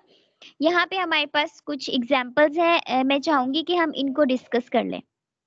ऑक्सीडेशन स्टेट निकालते कैसे हैं? फॉर एग्जांपल आपके पास H2SO4 है, यहाँ पे आपको कहा जाए कि सल्फर की ऑक्सीडेशन स्टेट क्या होगी H2SO4 सल्फ्यूरिक एसिड में। तो हमें पता है कि हाइड्रोजन की जो ऑक्सीडेशन स्टेट है वो 1 है, तो 2 हाइड्रोजन होने की वजह से ऑक्सीडेशन स्टेट H की 2 पॉजिटिव हो जाएगी, प्लस हम ऐड करेंगे X फॉर सल्फर, क्योंकि हमें सल्फर की ऑक्सीडेशन स्टेट को फाइंड आउट करना है, तो हम X को सम अप कर लेंगे। नेक्स्ट हमारे पास आता है ऑक्सीजन। ऑक्सीजन की ऑक्सीडेशन स्टेट होती है -2, और 4 एटम होने की वजह से मल्टीप्लाई करेंगे 4 को 2 के साथ। मैं यहाँ पे करके दिखाती हूँ। ये देखिए, हमारे पास हाइड्रोजन की ऑक्सीडेशन स्टेट होगी +1, उसके अंदर हम ऐड करेंगे सल्फर को, सल्फर की ऑक्सीडेशन स्टेट हम फाइंड आउट करेंगे। हम -2 एक हाइड्रो ऑक्सीजन के लिए होगी, इसको हम 4 ऑक्सीजन एटम होने की वजह से इसको मल्टीप्लाई करेंगे, ये इक्वल हो जाएगा 0 के। ये हमारे पास रूल होगा जो आप पढ़ोगे, the sum of all the oxidation state of species present in a compound should be equal to 0। तो हमारे पास सारी एलिमेंट्स की ऑक्सीडेशन स्टेट का जो सम है वो 0 के इक्वल होना चाहिए। अब हमारे पास 1 -8 + x should be equal to 0। अब इसको माइनस करें तो -7 + x should be equal to 0। अगर हम x को इधर ही रखेंगे तो -7 दूसरी तरफ जाके प्लस हो जाएगा, x इज इक्वल टू 7, और you know very well s is equal to s। तो x जो था वो सल्फर था, तो यहाँ पे आप सल्फर की वैलेंसी जो है वो फाइंड आउट कर सकते हो। अच्छा, यहाँ पे 6 है, सॉरी हाइड्रोजन हमारे पास 2 थे ना, तो मैंने 1 क्यों लिखा है, 2 आएगा, 2 हाइड्रोजन एटम है, तो यहाँ पे आएगा 6 और ऑक्सीडेशन स्टेट आ जाएगी 6। जितने भी एटम्स होंगे उसके साथ मल्टीप्लाई करेंगे, जैसे कि हमने एक ऑक्सीजन की ऑक्सीडेशन स्टेट को उस कंपाउंड में, उस कंपाउंड में मौजूद टोटल नंबर के साथ मल्टीप्लाई करना है, तो इस तरह से हमारे पास जो है वो आ जाती है ऑक्सीडेशन स्टेट्स। नेक्स्ट एग्जांपल को भी हम डिस्कस करेंगे। नेक्स्ट है हमारे पास क्रोमियम पेरोक्साइड Cr2O72 नेगेटिव। यहाँ पे हमने क्रोमियम की ऑक्सीडेशन स्टेट को डिफाइन करना है। अब मैं आपको बहुत इंपॉर्टेंट बात बताने लगी हूँ, क्योंकि सल्फ्यूरिक एसिड के ऊपर कोई चार्ज नहीं था, ये आपके पास एक न्यूट्रल स्पीशी थी, इस वजह से जो इसके एलिमेंट्स की ऑक्सीडेशन का सम अप था वो 0 के इक्वल था। लेकिन अगर आपके पास कोई आयनिक स्पीशी आती है जिसको हम रेडिकल कहते हैं, तो रेडिकल्स की वैलेंसी का जो समीशन होगा वो इक्वल टू चार्ज होगा जो उसके ऊपर मौजूद होगा। ठीक है, तो अगर आपको ये इक्वेशन नजर भी आ रही है, तो यहाँ पे हमारे पास जो है ऑक्सीडेशन नंबर ऑक्सीजन का वो -2 है, ऑक्सीडेशन नंबर क्रोमियम का जो है वो हमने x फर्ज किया है क्योंकि हमने इसको फाइंड आउट करना है, और इस पूरे रेडिकल के ऊपर जो चार्ज है वो -2 है। तो जब हम इसका सम अप लेंगे तो हमारे पास 2 क्रोमियम एटम्स हैं, तो हम इसको ले लेंगे x, 2x फर्ज करेंगे क्रोमियम के लिए, क्योंकि हमारे पास क्रोमियम के जो नंबर हैं वो 2 हैं। उसके अंदर हम ऐड करेंगे +7 multiply by oxidation state of oxygen equal to -2, क्योंकि हमारे पास ये एक रेडिकल है और रेडिकल के ऊपर जो चार्ज है वो -2 है, इसलिए इसको हमने 0 ऐसे कंसीडर नहीं किया। 2x minus 14 should be equal to -2. 2x is equal to -2 plus 14. 2x is equal to 12. x is equal to 12 by 2 is equal to 6. तो इस तरह से हमारे पास जो एक क्रोमियम का एटम होगा उसकी ऑक्सीडेशन स्टेट 6 होगी। ठीक है, हम इस तरह से निकालेंगे। अगर आपके पास कोई न्यूट्रल स्पीशी है तो उसकी ऑक्सीडेशन स्टेट्स का जो समीशन होगा वो 0 के इक्वल होगा। अगर आपके पास कोई रेडिकल है, कोई आयनिक स्पीशी है, तो उसके ऊपर जितना चार्ज है सारी ऑक्सीडेशन स्टेट्स का जो समीशन होगा वो उस चार्ज के इक्वल हो जाएगा। Thank you so much, this was all about the redox reaction. Hope so आज का लेक्चर जो है वो दोनों सब्जेक्ट से रिलेटेड रहा है और हमने जो है वो पॉसिबल हद तक दोनों सब्जेक्ट्स को डिस्कस करने की कोशिश की है। आप स्लाइड्स को देख लीजिएगा, अगर आपने कुछ इससे रिलेटेड पूछना हो तो I am here, you can ask me. जी, किसी को भी मैम से कोई क्वेश्चन है तो वो अब कर सकते हैं।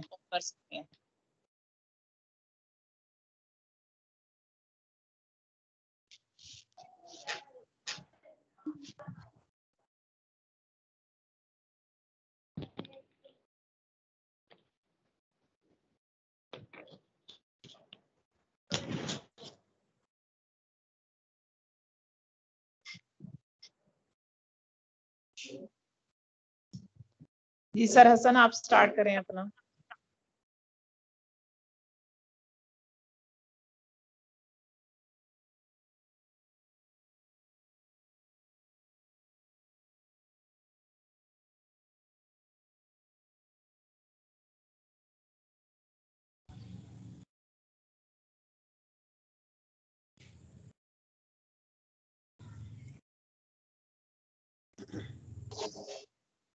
अस्सलाम वालेकुम। वालेकुम अस्सलाम। जी सर स्टार्ट करें। आवाज मैम ठीक आ रही? बिल्कुल ठीक आ रही है सर। और स्लाइड भी? बस थोड़ा सा लग रहे हैं, सब पार्टिसिपेंट कहते हैं कि आवाज थोड़ी कम होती है सर।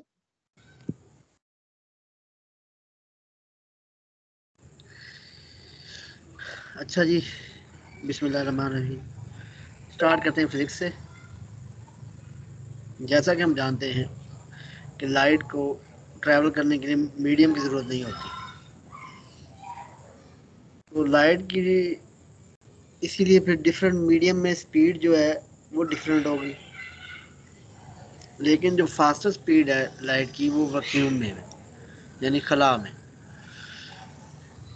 जब लाइट किसी ट्रांसपेरेंट मीडियम पे गिरती है तो अपनी स्पीड और डायरेक्शन चेंज कर लेती है, और इस अमल को हम कहते हैं रिफ्रैक्शन। लेकिन अगर कोई लाइट परपेंडिकुलर किसी सरफेस पे गिरे, परपेंडिकुलर से मुराद ये है बिल्कुल इस डायरेक्शन, जैसे नॉर्मल है ये परपेंडिकुलर है, तो इस डायरेक्शन में अगर कोई लाइट रे गिरे तो वो बैंड नहीं होगी। ये इंसिडेंट रे है, ये रिफ्रैक्टेड है, और पॉइंट ऑफ इंसिडेंट पे नॉर्मल ड्राइव किया हुआ है। ये हम ऑलरेडी पहले भी एक चैप्टर में पढ़ चुके हैं। अब ये रिफ्रैक्शन इन डिफरेंट मीडियम में लाइट की रिफ्रैक्शन कैसी होगी? ये जी जब भी लाइट रेयर मीडियम से, मतलब रेयर मीडियम से मुराद थिन मीडियम जैसे एयर है, रेयर मीडियम से डेंसर मीडियम में जाए इंटर होगी, तो लाइट जो है, मतलब ये एयर है ये वाटर है, लाइट यहाँ पे इंसिडेंट हो रही है, तो लाइट रेज जो है वो बेंड होंगी नॉर्मल लाइन की तरफ, इस तरफ। ये इधर से आई, ये नॉर्मल लाइन है, और इस तरफ बेंड होंगी जब भी रेयर मीडियम से डेंसर मीडियम में लाइट रिफ्रैक्ट होगी।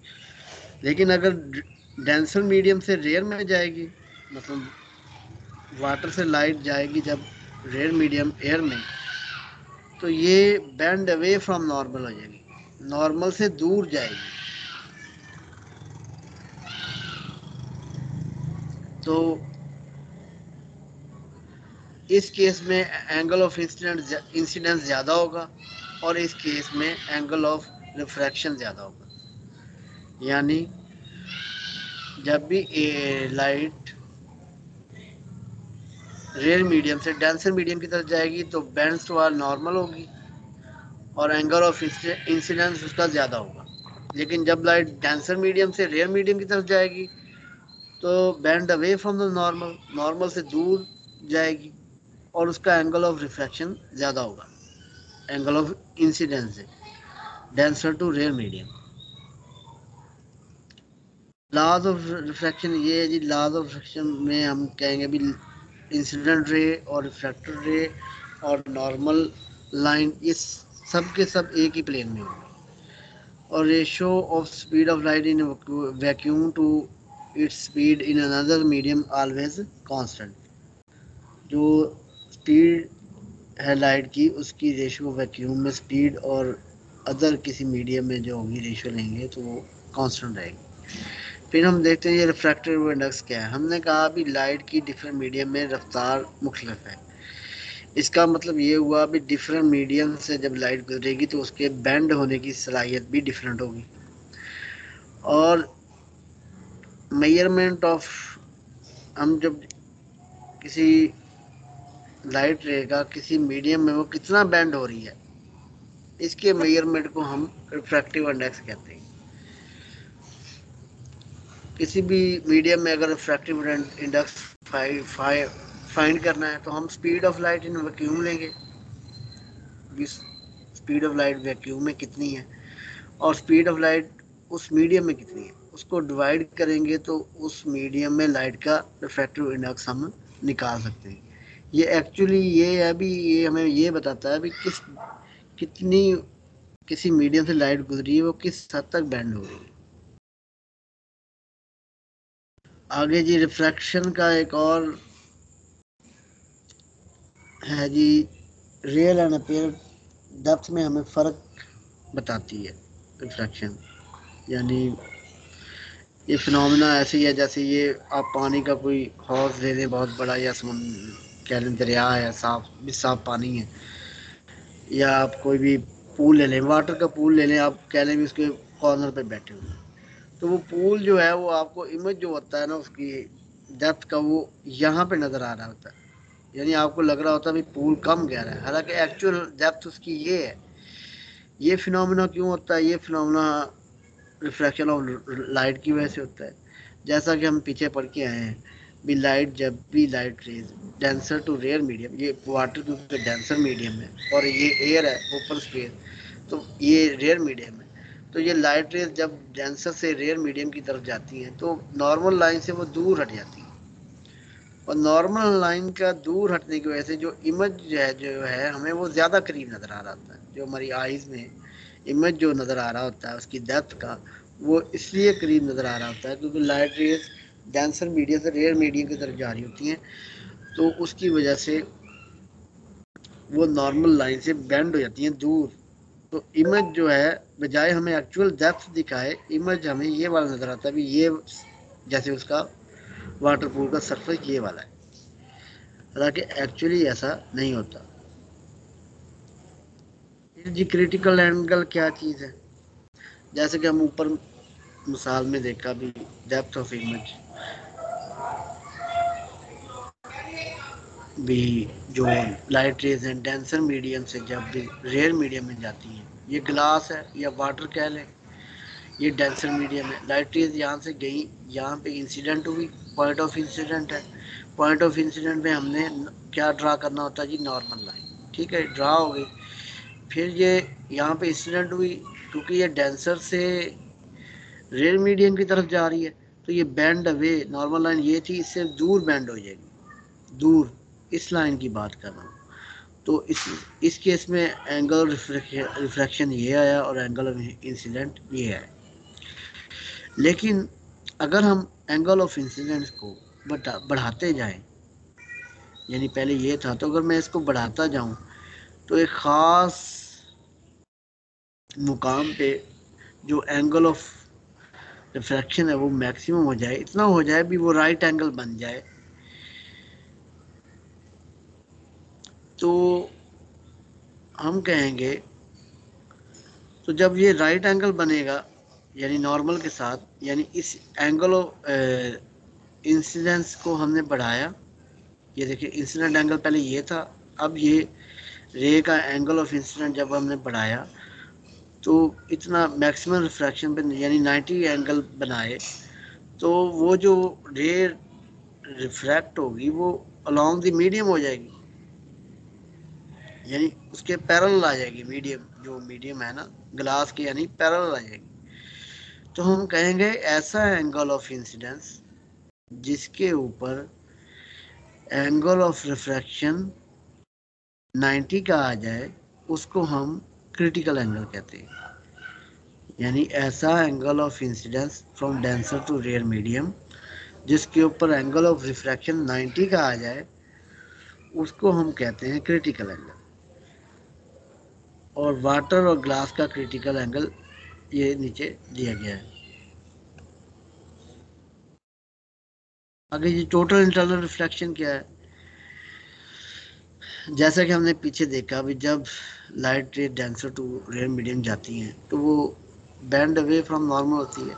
ये रे ली मैंने पहले वाली लाइट रे, तो ये नॉर्मल लाइन से बैंड अवे हुई क्योंकि डेंसर से रेयर मीडियम में। फिर हमने पढ़ा भी क्रिटिकल एंगल क्या होता है। क्रिटिकल एंगल वो होता है, ऐसा एंगल होता है, यानी इंसिडेंट एंगल, ऐसा इंसिडेंट एंगल जिस पे एंगल ऑफ रिफ्रैक्शन 90 का आ जाए उसको हम क्रिटिकल एंगल कहते हैं। लेकिन अगर हम इस क्रिटिकल एंगल से ये वाली रे एक और ले लें, इससे भी एंगल को बढ़ा दें, यानी एंगल ऑफ इंसिडेंस अगर इंक्रीज हो जाए क्रिटिकल एंगल से, इन दिस केस, तो इस केस में क्या होगा जी, लाइट जो होगी टोटली रिफ्लेक्टेड बैक हो जाएगी सरफेस में, रिफ्लेक्टेड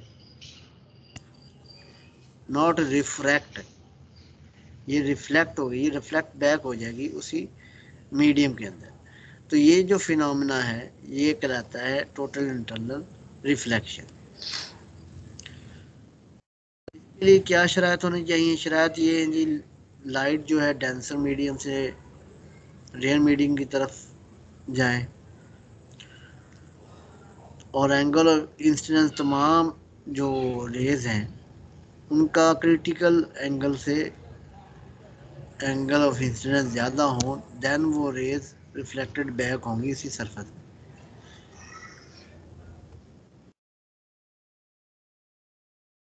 आगे डिस्पर्शन ऑफ लाइट, जैसा कि हम जानते हैं भी लाइट को हम, सनलाइट है उसको कहते हैं भी ये एक वाइट कलर है, भी वाइट कलर की लाइट है, हालांकि एक्चुअली ऐसा नहीं है, ये different pattern of colour contain करती है। इसके लिए एक्सपेरिमेंट एक सादा सा है, भी एक प्रिज्म ले लेंगे आप, प्रिज्म जो है कह लें भी 3 डायमेंशनल होती है फिगर, तो उसमें से लाइट रेज जब गुजरती हैं तो वो जो लाइट है वाइट लाइट सन की, वो स्प्लिट अप हो जाती है अपने कलर में, तो एक पैटर्न बनाती है, हम उसको कहते हैं स्पेक्ट्रम ऑफ वाइट लाइट। तो जो पैटर्न बना है वो आपको सामने नज़र आ रहा है, अभी पहले रेड बन रहा है, ये वाइट लाइट प्रिज्म में से गुजरी तो स्प्लिट अप होगी डिफरेंट कलर के अंदर।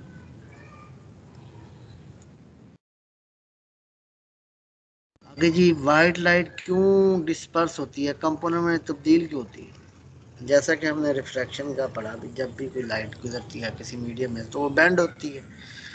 तो जब सूरज की लाइट प्रिज्म के ऊपर पड़ी तो उसके अंदर जो कंपोनेंट है, कंपोनेंट ऑफ डिफरेंट कलर है, वो डिफरेंट एंगल पे रिफ्रैक्ट होंगे। मसलन जो रेड यहाँ पे कलर आपको शो हो रहा है वो कम एंगल पे रिफ्रैक्ट होगी, ऑरेंज इससे ज़्यादा, और सबसे ज़्यादा जो एंगल ऑफ रिफ्लेक्शन होगा वो वायलेट कलर का होगा। तो एंगल ऑफ रिफ्रैक्शन की वजह से ही हमें लाइट के डिफरेंट जो कंपोनेंट हैं स्प्लिट अप होकर नज़र आते हैं, वो एंगल ऑफ रिफ्रैक्शन की वजह से मीडियम में से नज़र आ रहे हैं। आगे जो हमारे एक और मसलन हमारे पास मिसाल है, रेनबो की मिसाल है, जैसे हम कौसे कदा कहते हैं, क्या कहते हैं, तो इसमें क्या होता है जी, बारिश होती है तो बारिश के कई पार्टिकल्स जो होते हैं, मतलब भी वाटर ड्रॉप्स जो होते हैं वो सस्पेंड हो जाते हैं एयर के अंदर, यानी भी वहीं पे, जिसको हम कहते हैं जैसे नमी कह लें, भी एक किस्म की नमी रह जाती है एटमॉस्फेयर में। तो जब सूरज की लाइट उनके ऊपर पड़ती है तो वो वाटर ड्रॉपलेट्स जो होते हैं वो प्रिज्म का काम करते हैं। तो उनमें से जब वाइट लाइट गुजरती है तो वाइट लाइट जो है वो अपने कंपोनेंट में स्प्लिट अप हो जाती है। तो इस वजह से इस स्प्लिट अप होने की वजह से रिफ्रैक्शन और रिफ्लेक्शन की वजह से हमें जो है रेनबो आसमान के ऊपर नजर आती है।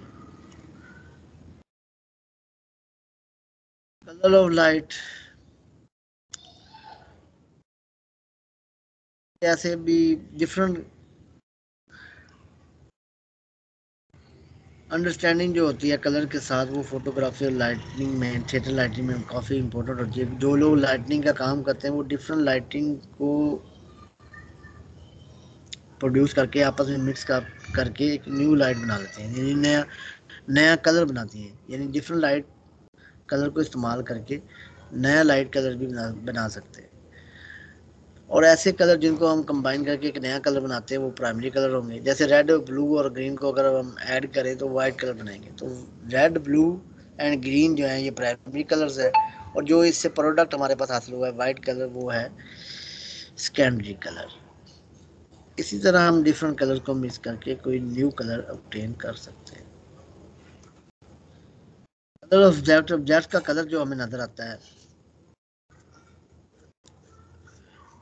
ये इस वजह से आता है भी, नॉन ल्यूमिनस यानी जो गैर चमकदार जिसाम होते हैं उनका जो कलर हमें नज़र आता है, क्या क्यों आता है, वो इसलिए नज़र आता है हमें जी, क्योंकि वो जो कलर हमें नज़र आ रहा होता है किसी ऑब्जेक्ट का, वो एक्चुअली वो कलर वो रिफ्लेक्ट कर रहा था। बाकी जितने भी कलर्स हैं लाइट के वो सभी को ऑब्जॉर्व कर रहा था।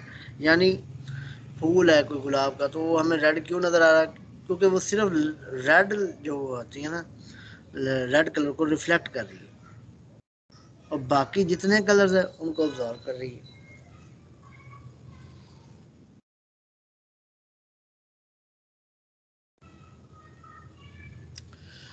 फिर है जी हमारे पास topic transformation of heat, heat की ट्रांसफॉर्मेशन। हमारे पास ये थर्मल एनर्जी है जो एक जिस्म से दूसरे जिस्म की हरकत की तरफ हरकत करती है। हीट हमेशा जो है गर्म जिस्म से दूसरे जिस्म की तरफ जाएगी, जो ठंडा जिस्म होगा उसकी तरफ जाएगी, यानी गर्म जगह से ठंडी जगह की तरफ मूव करेगी। हाँ ले ले, मसलन आपकी क्लास के टीचर हैं, वो टॉफ़ियाँ मंगवा ली उन्होंने या पैकेट्स को मंगवा लेंगे, तो बच्चों को देना चाह रहे हैं, तो उसको 2-3 तरीक़ों से बच्चों ने अपनी जगह से मूव भी नहीं करना लेकिन उन तक चीज़ भी पहुँचानी। तो उसके 3 तरीके हैं। एक तरीका तो ये है भी हर बच्चे को पकड़ाते जाएँ, कहते जाएँ भी अपने से पीछे जो बच्चे बैठे हैं उनको पकड़ाते हैं, या उन बच्चों को कहें भी एक लाइन में खड़े हो जाएँ, तो फ्रंट वाले बच्चों को पकड़ाएँ तो वो पीछे पकड़ाता जाएगा तो सभी बच्चों के पास आएगी। यह एक और तरीका है भी टीचर जो है वो पैकेट बच्चों की तरफ थ्रो कर दें।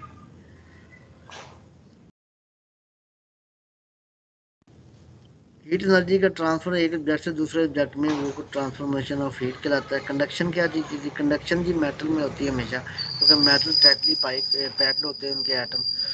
तो इसकी मिसाल ऐसे ले लें भी, जैसे हमने कोई स्पून लिया, उसको हमने हीट अप किया, तो स्पून का जो ये वाला हिस्सा है वो पहले हीट अब्जॉर्व करेगा, तो ये कोल्ड एंड है, दूसरा एंड जो है वो अभी कूल है। तो जैसे by the passage of time ये हीट मूव होते होते, ट्रांसफ़र होते होते हमारे हैंड तक पहुंच जाती है। तो हमने देखा भी इनके अंदर कोई एटम बज़ाहरन मुझे तो नज़र आ रहा है भी कोई चीज़ यहाँ से हीट एनर्जी को यहाँ तक लेके आ रही है। तो वो फिर जहन में सवाल पैदा होता है भी वो क्या चीज़ है जो हीट एनर्जी को मेरे हाथ तक ले आई। तो उस सवाल का जवाब ये है भी, क्योंकि ये हीट एनर्जी यहाँ जो एटम होते हैं वो ऑब्जॉर्व करते हैं, ऑब्जॉर्व करने के बाद वो वाइब्रेट करते हैं, वाइब्रेट करके कोलिजन एक दूसरे से करते हैं तो एनर्जी जो हीट एनर्जी है अपने से अगले वाले में ट्रांसफर कर देते हैं। ऐसे ही करते करते ट्रांसफर एक दूसरे को करते करते हीट यहाँ तक हमारे पास आ जाती है। यानी ये तमाम जो एटम्स इस मेटल के अंदर हैं वो सारे के सारे हीट अप होते हैं और वाइब्रेशन कर रहे होते हैं, और इसलिए हमारे हैंड तक वो हीट महसूस होती है। ये जो प्रोसीजर है ये कहलाता है जी कंडक्शन।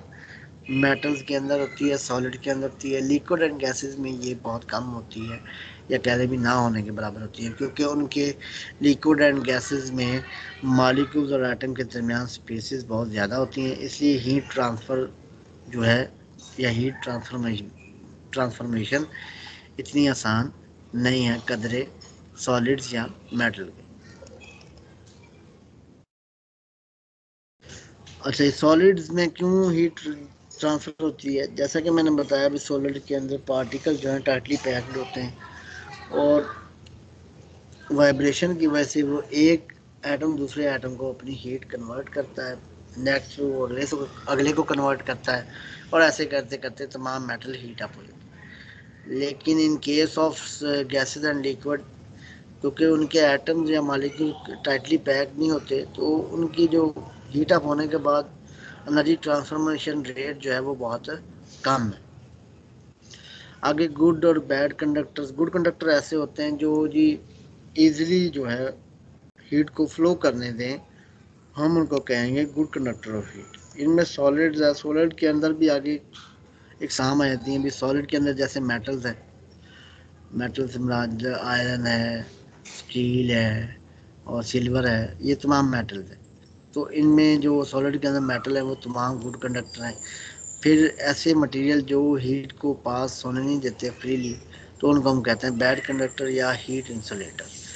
इसमें सॉलिड भी आ जाते हैं, जैसे सॉलिड वुड है, गैस ग्लास है, प्लास्टिक है, ये सॉलिड मटेरियल हैं। क्योंकि वुड के अंदर जो है एटम जो है वो टाइटली पैक नहीं होते एज कम्पेयर टू मेटल्स, और डिस्टेंस इसमें ज़्यादा होता है एटम के दरमियान, तो फिर वो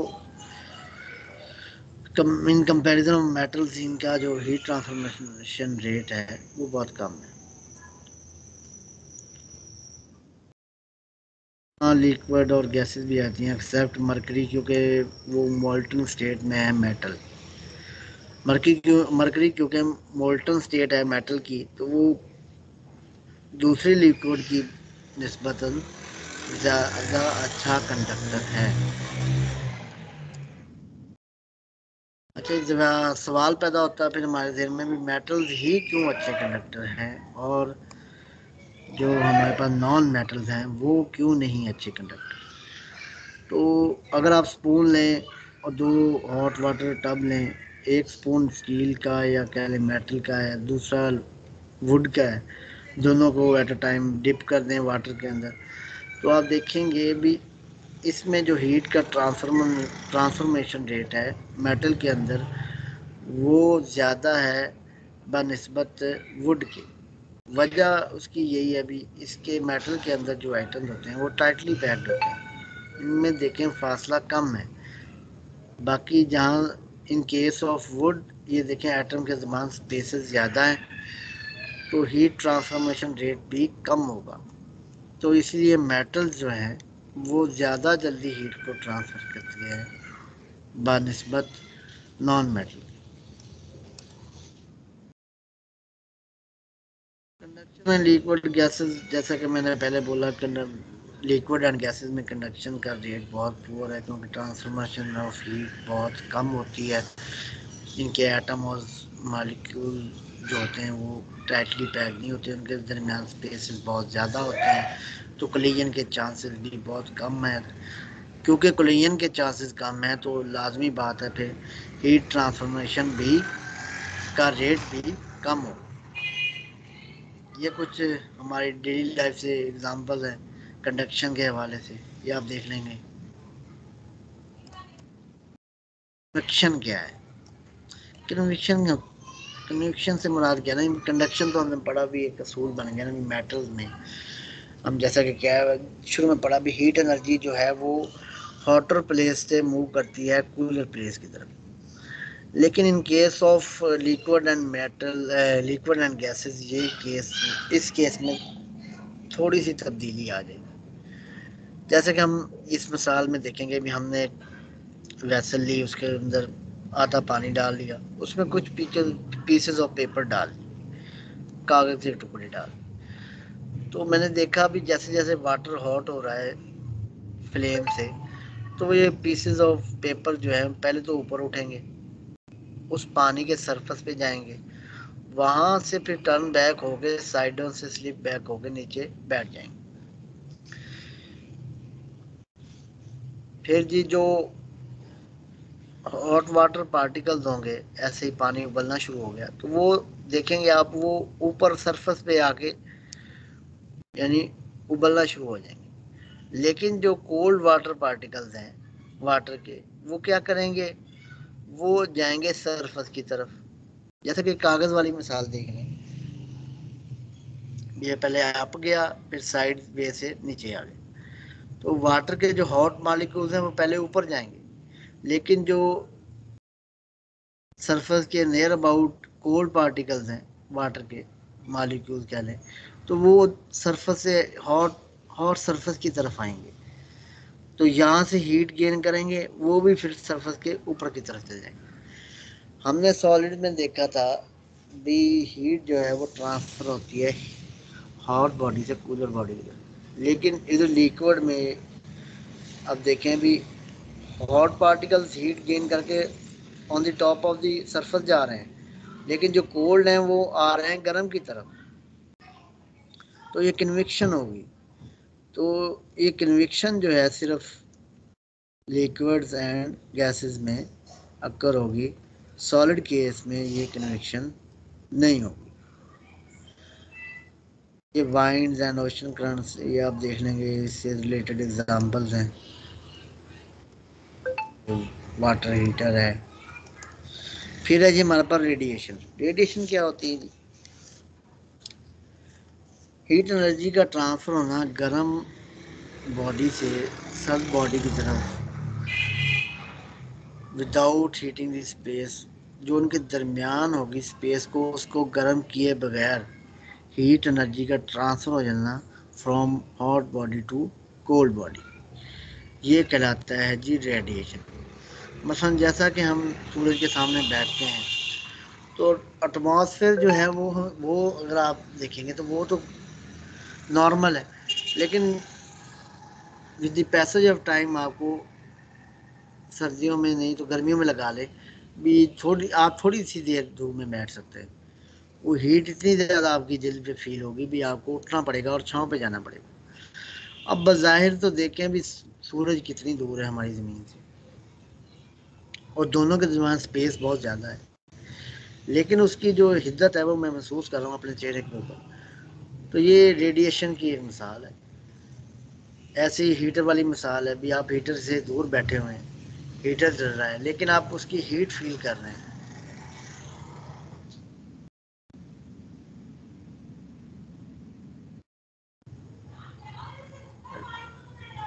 अब ये देखते हैं experiments on radiation and absorption. Object जो हैं वो रेडिएशन को अब्जॉर्ब भी करते हैं, यानी जज्ब भी करते हैं, और रेडिएट भी करते हैं, खारिज भी करते हैं एट द सेम टाइम। क्या तमाम अजसाम रेडिएट एंड अब्जॉर्प्शन करते हैं एक जैसी? क्या तमाम अजसाम, जितने भी अजसाम हैं, जिस्म या जितने भी ऑब्जेक्ट्स हैं, क्या उनमें रेट ऑफ अब्जॉर्प्शन और रेट ऑफ रेडिएशन सेम है? ऐसा नहीं है जी। इसकी मिसाल ब्लैक एंड वाइट से आप लगा लें।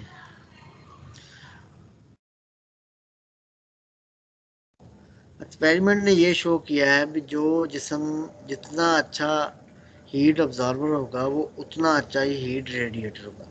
जैसे ब्लैक कलर है वो हीट ऑब्जॉर्वर भी बहुत अच्छा है, लेकिन हीट रेडिएटर भी एट अ टाइम बहुत अच्छा है। लेकिन वाइट सरफेस जो है वो हीट ऑब्जॉर्वर भी अच्छा नहीं है, और हीट रेडिएट भी यानी हीट को खारिज करने के लिए भी ज़्यादा अच्छा नहीं। इसलिए हम गर्मियों में वाइट कलर पहनते हैं, क्योंकि वो हीट को जो है ना वाइट कलर अब्जॉर्ब भी कम करता है और रेडिएट भी कम करता है। तो लाजमी बात है वो नॉर्मल टेम्परेचर रहता है। लेकिन गर्मियों में अगर कोई ब्लैक सूट पहन ले तो उसमें गर्मी हमें ज़्यादा फील होती है। वो ये इफेक्ट होता है कि उसका रेट ऑफ अब्जॉर्प्शन ज़्यादा है। इसकी डिफरेंट एग्जांपल्स हैं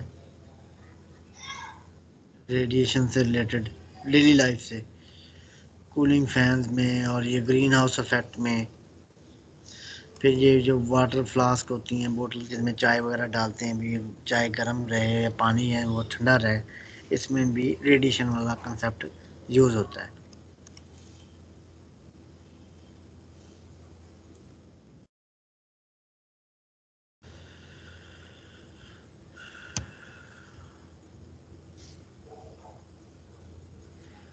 जी मैम, मेरा फिजिक्स का कंप्लीट हो गया। कोई क्वेश्चन है तो ले लें प्लीज़।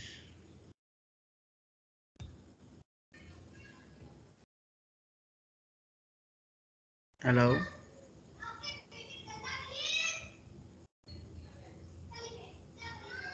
मेरी आवाज़ आ रही है?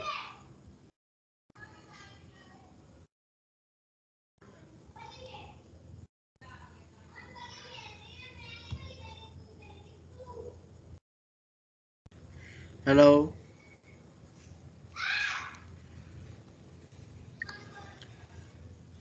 हेलो।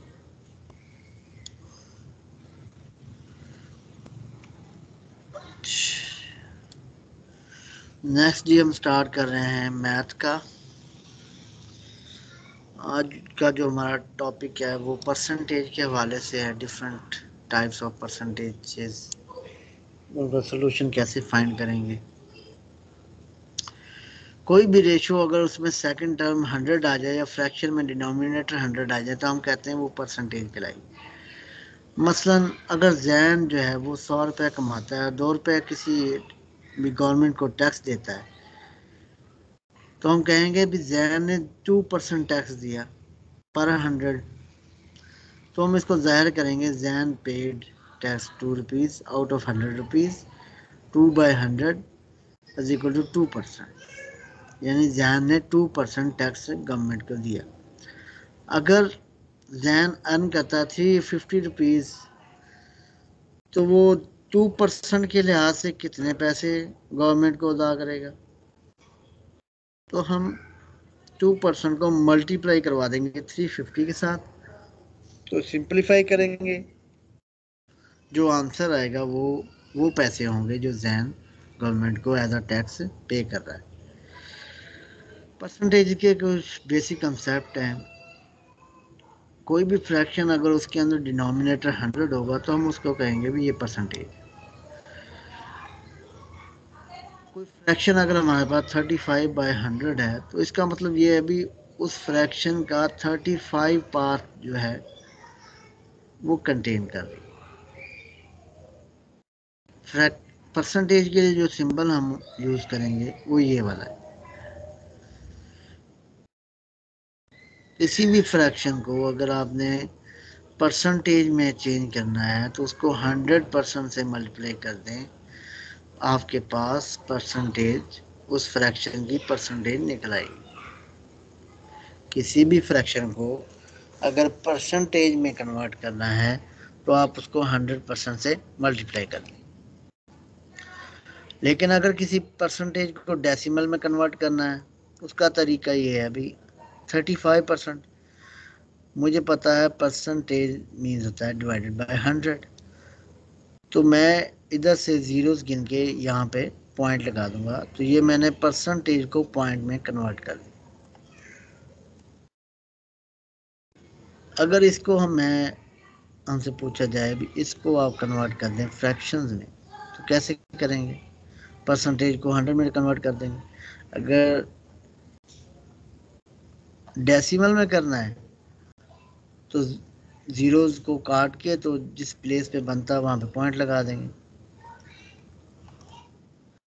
यहाँ पे है, इसको जब फ्रैक्शन में करना है तो फ्रैक्शन में बाय 100 कर दिया, सिंपलीफाई किया तो ये आंसर आ गया। अगर इसको पॉइंट्स में करना है, क्योंकि परसेंटेज है बाय 100 होती है किसी भी फिगर के, तो 2 पॉइंट छोड़ के 0 लगा दिया, सॉरी पॉइंट लगा दिया 2 डिजिट छोड़ के, तो ये 4.2 जो है डेसिमल फॉर्म आ गई उस परसेंटेज।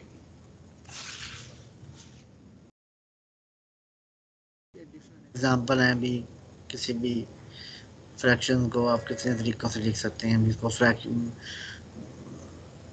फ्रैक्शन में कोई दो फिगर दिए होंगे, उसको डेसिमल में कैसे लिखेंगे, उसको रेशो में कैसे लिखेंगे, उसको परसेंटेज में हम कैसे लिख सकते हैं।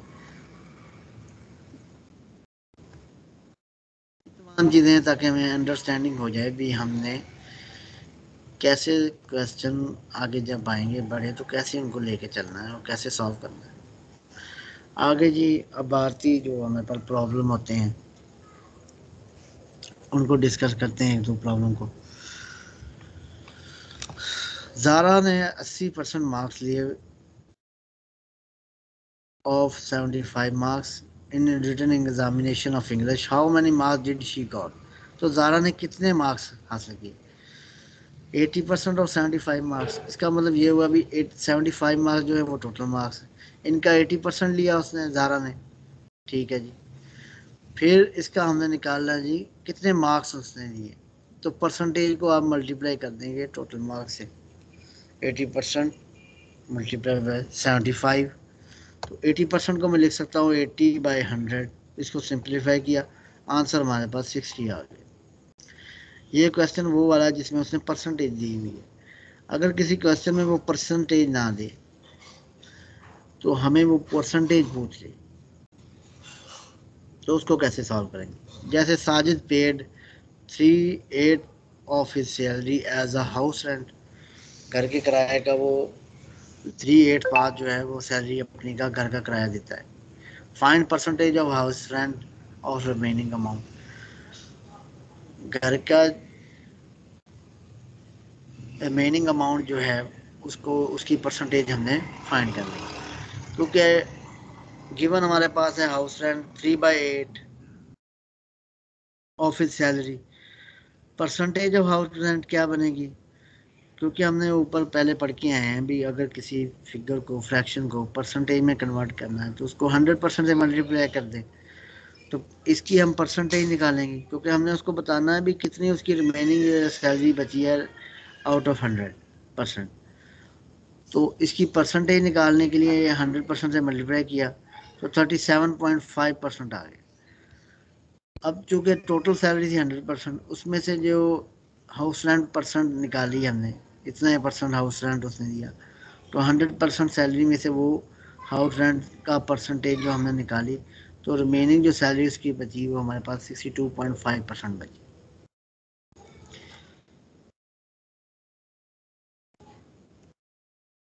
अच्छा जी, ये एग्जांपल एक और देखते हैं। Afzal got 8 to 5 marks out of 1100 mark, what is the percentage of Afzal mark.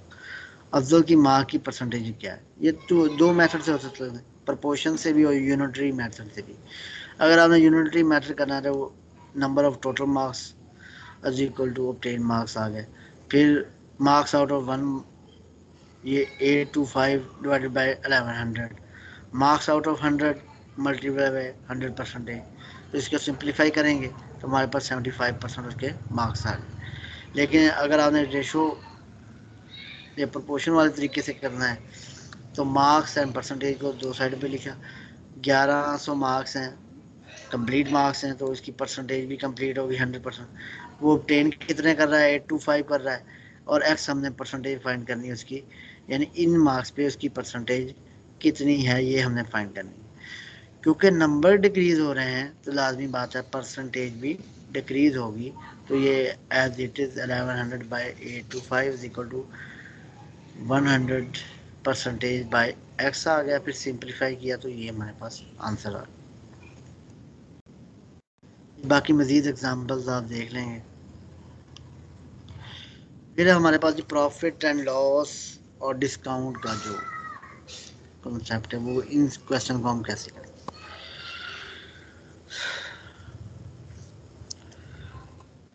जो भी चीज़ हम खरीदते हैं, मतलब कोई होलसेलर से कोई चीज़ लेते हैं तो हम वो ले रहे हैं जी, हम उसको कहेंगे ये उसकी कॉस्ट प्राइस है। और जो होलसेलर से लेके आके हम चीज़ वो अपनी शॉप से बेच रहे हैं वो उसकी होगी सेल प्राइस। प्रॉफिट और लॉस का हमें कैसे पता लगेगा? जो हमने सेल की है उसमें से उसकी कॉस्ट प्राइस को माइनस कर दें तो अगर तो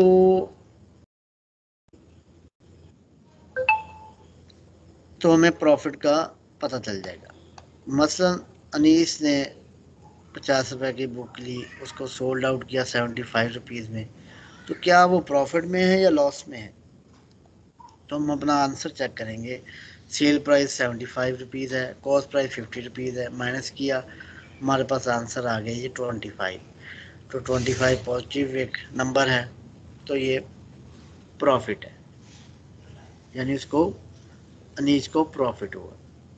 अगर मैंने प्रॉफिट की परसेंटेज निकाली है तो जो प्रॉफिट आपने निकाला है यहाँ पे इस फार्मूले से, sale price minus cost price, ये जितने रुपीज़ आए 25 रुपीज़ बने थे, तो प्रॉफिट परसेंटेज निकालने के लिए 25 रुपीज़ यानी प्रॉफिट वाला अमाउंट बटा कॉस्ट प्राइस और उसको मल्टीप्लाई किया 100 से, तो हमारे पास उसकी प्रॉफिट परसेंटेज आ गई।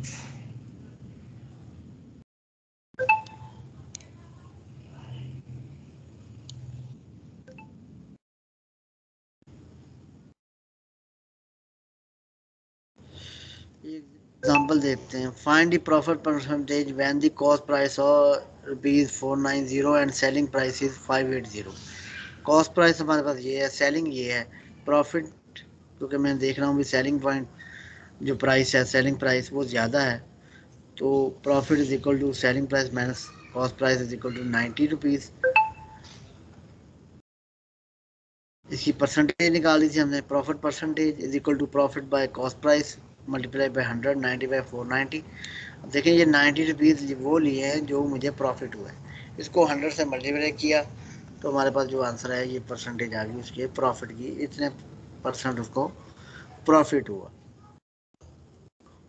डिस्काउंट क्या होता है? डिस्काउंट जो होता है ये जी डिफरेंस होता है मार्क प्राइस, यानी जो कोई जैसे डिफरेंट शॉपिंग मॉल पे डिस्काउंट लगा होता है जी 70% ऑफ और 20% ऑफ, तो उसकी मार्क प्राइस और होती है, लेकिन जो उसकी सेल प्राइस हो उन दिनों में होती है वो कम होती है, वो और होती है, तो इसको हम कहते हैं डिस्काउंट।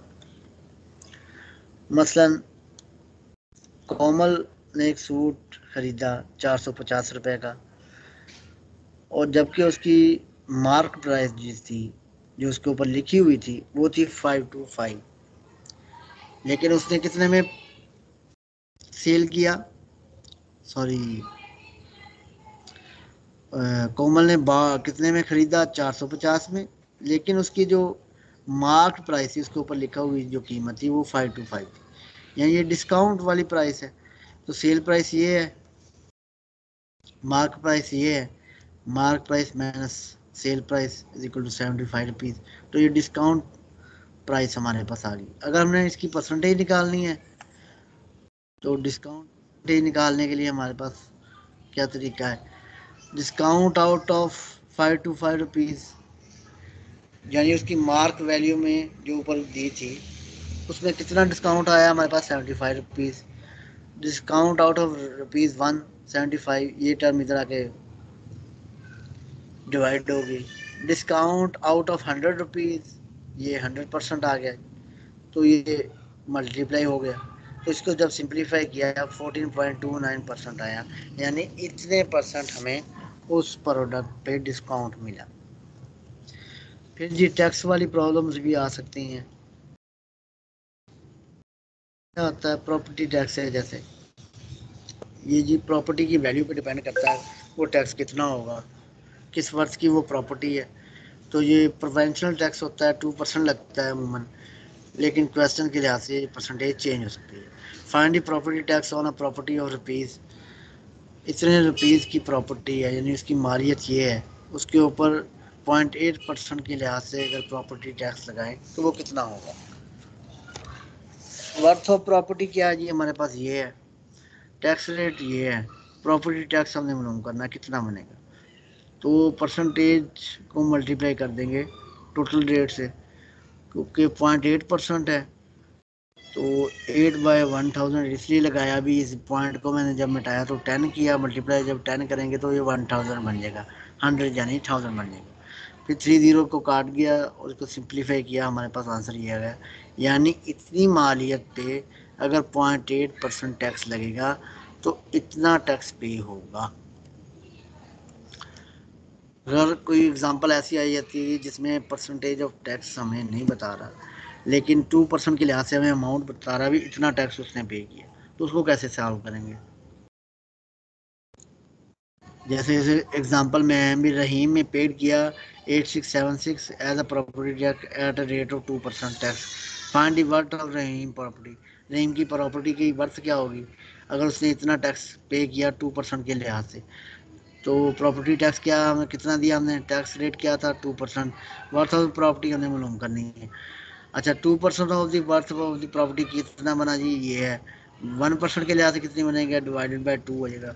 अगर 100% के लिहाज से बनाऊंगा तो मल्टीप्लाई बाय 100 हो जाएगा। इसको सिंप्लीफाई किया तो ये उसकी वर्थ ऑफ द प्रॉपर्टी हमारे पास आ गई। फिर जनरल टैक्स रिलेटेड भी प्रॉब्लम आ सकते हैं, बिकॉज सलीम बॉट जैसे जनरल सेल टैक्स जो पाकिस्तान में अमूमन वो लग रहा है जी 70%, लेकिन ये वेरी 0 to 25% भी कर सकता है, depend upon the product. Salim bought of car for rupees, इतने की उसने सलीम ने कार ली जी, उसने 70% इसके ऊपर जीएसटी पे किया, general sale tax. How much tax did he paid, तो इसने कितना टैक्स पे किया इस अमाउंट पे। तो total amount of the car ये है, 70% टैक्स है, हमने फाइंड करना है कितने परसेंट दिया जनरल सेल टैक्स। तो परसेंटेज को मल्टीप्लाई कर दिया टोटल प्राइस पे, सॉरी टोटल प्राइस से मल्टीप्लाई कर दिया परसेंटेज वाली 70% को। तो 70% को लिखने का तरीका 70% 70/100 multiply by the price of the car, इसको सिंप्लीफाई किया तो ये 70% के लिहाज से ये वाला टैक्स बनेगा जीएसटी जो उसने पे करना है। अगर कोई प्रॉब्लम ऐसी भी आ सकती है जिसमें हमें वो टैक्स पेड टैक्स और उसकी परसेंटेज बताएगा और टोटल अमाउंट पूछेगा।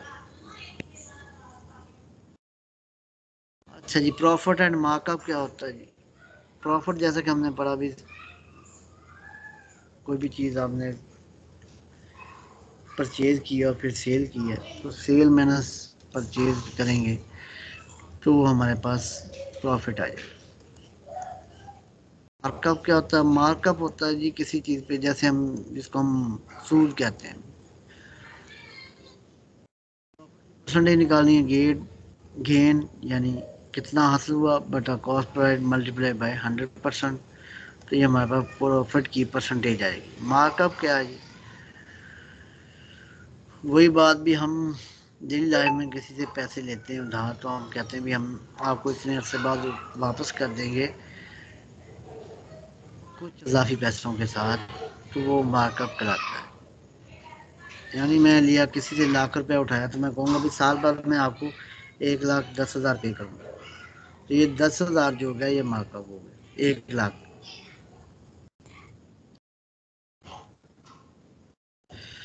अच्छा इसके हवाले से एक प्रॉब्लम देखते हैं, वाली तो होगी,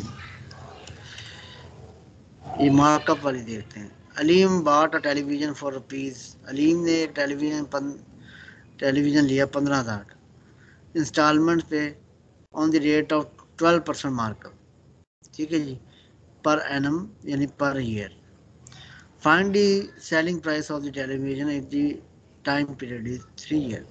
तो वो कहता है भी अगर टाइम पीरियड 3 ईयर कर दें तो उसकी सेलिंग प्राइस कितनी होगी, क्योंकि अब जो चीज़ हमें गिवन है कॉस्ट प्राइस क्या है 15,000, मार्केट रेट उसने क्या बताया जी 12%, टाइम पीरियड कितना दिया है 3 ईयर्स, अब प्राइस ऑफ टेलीविज़न हमने फाइंड करनी है यूजिंग फार्मूला। ये अमाउंट ऑफ मार्कअप का फार्मूला है, आर यहाँ पे रिप्रेजेंट कर रहा है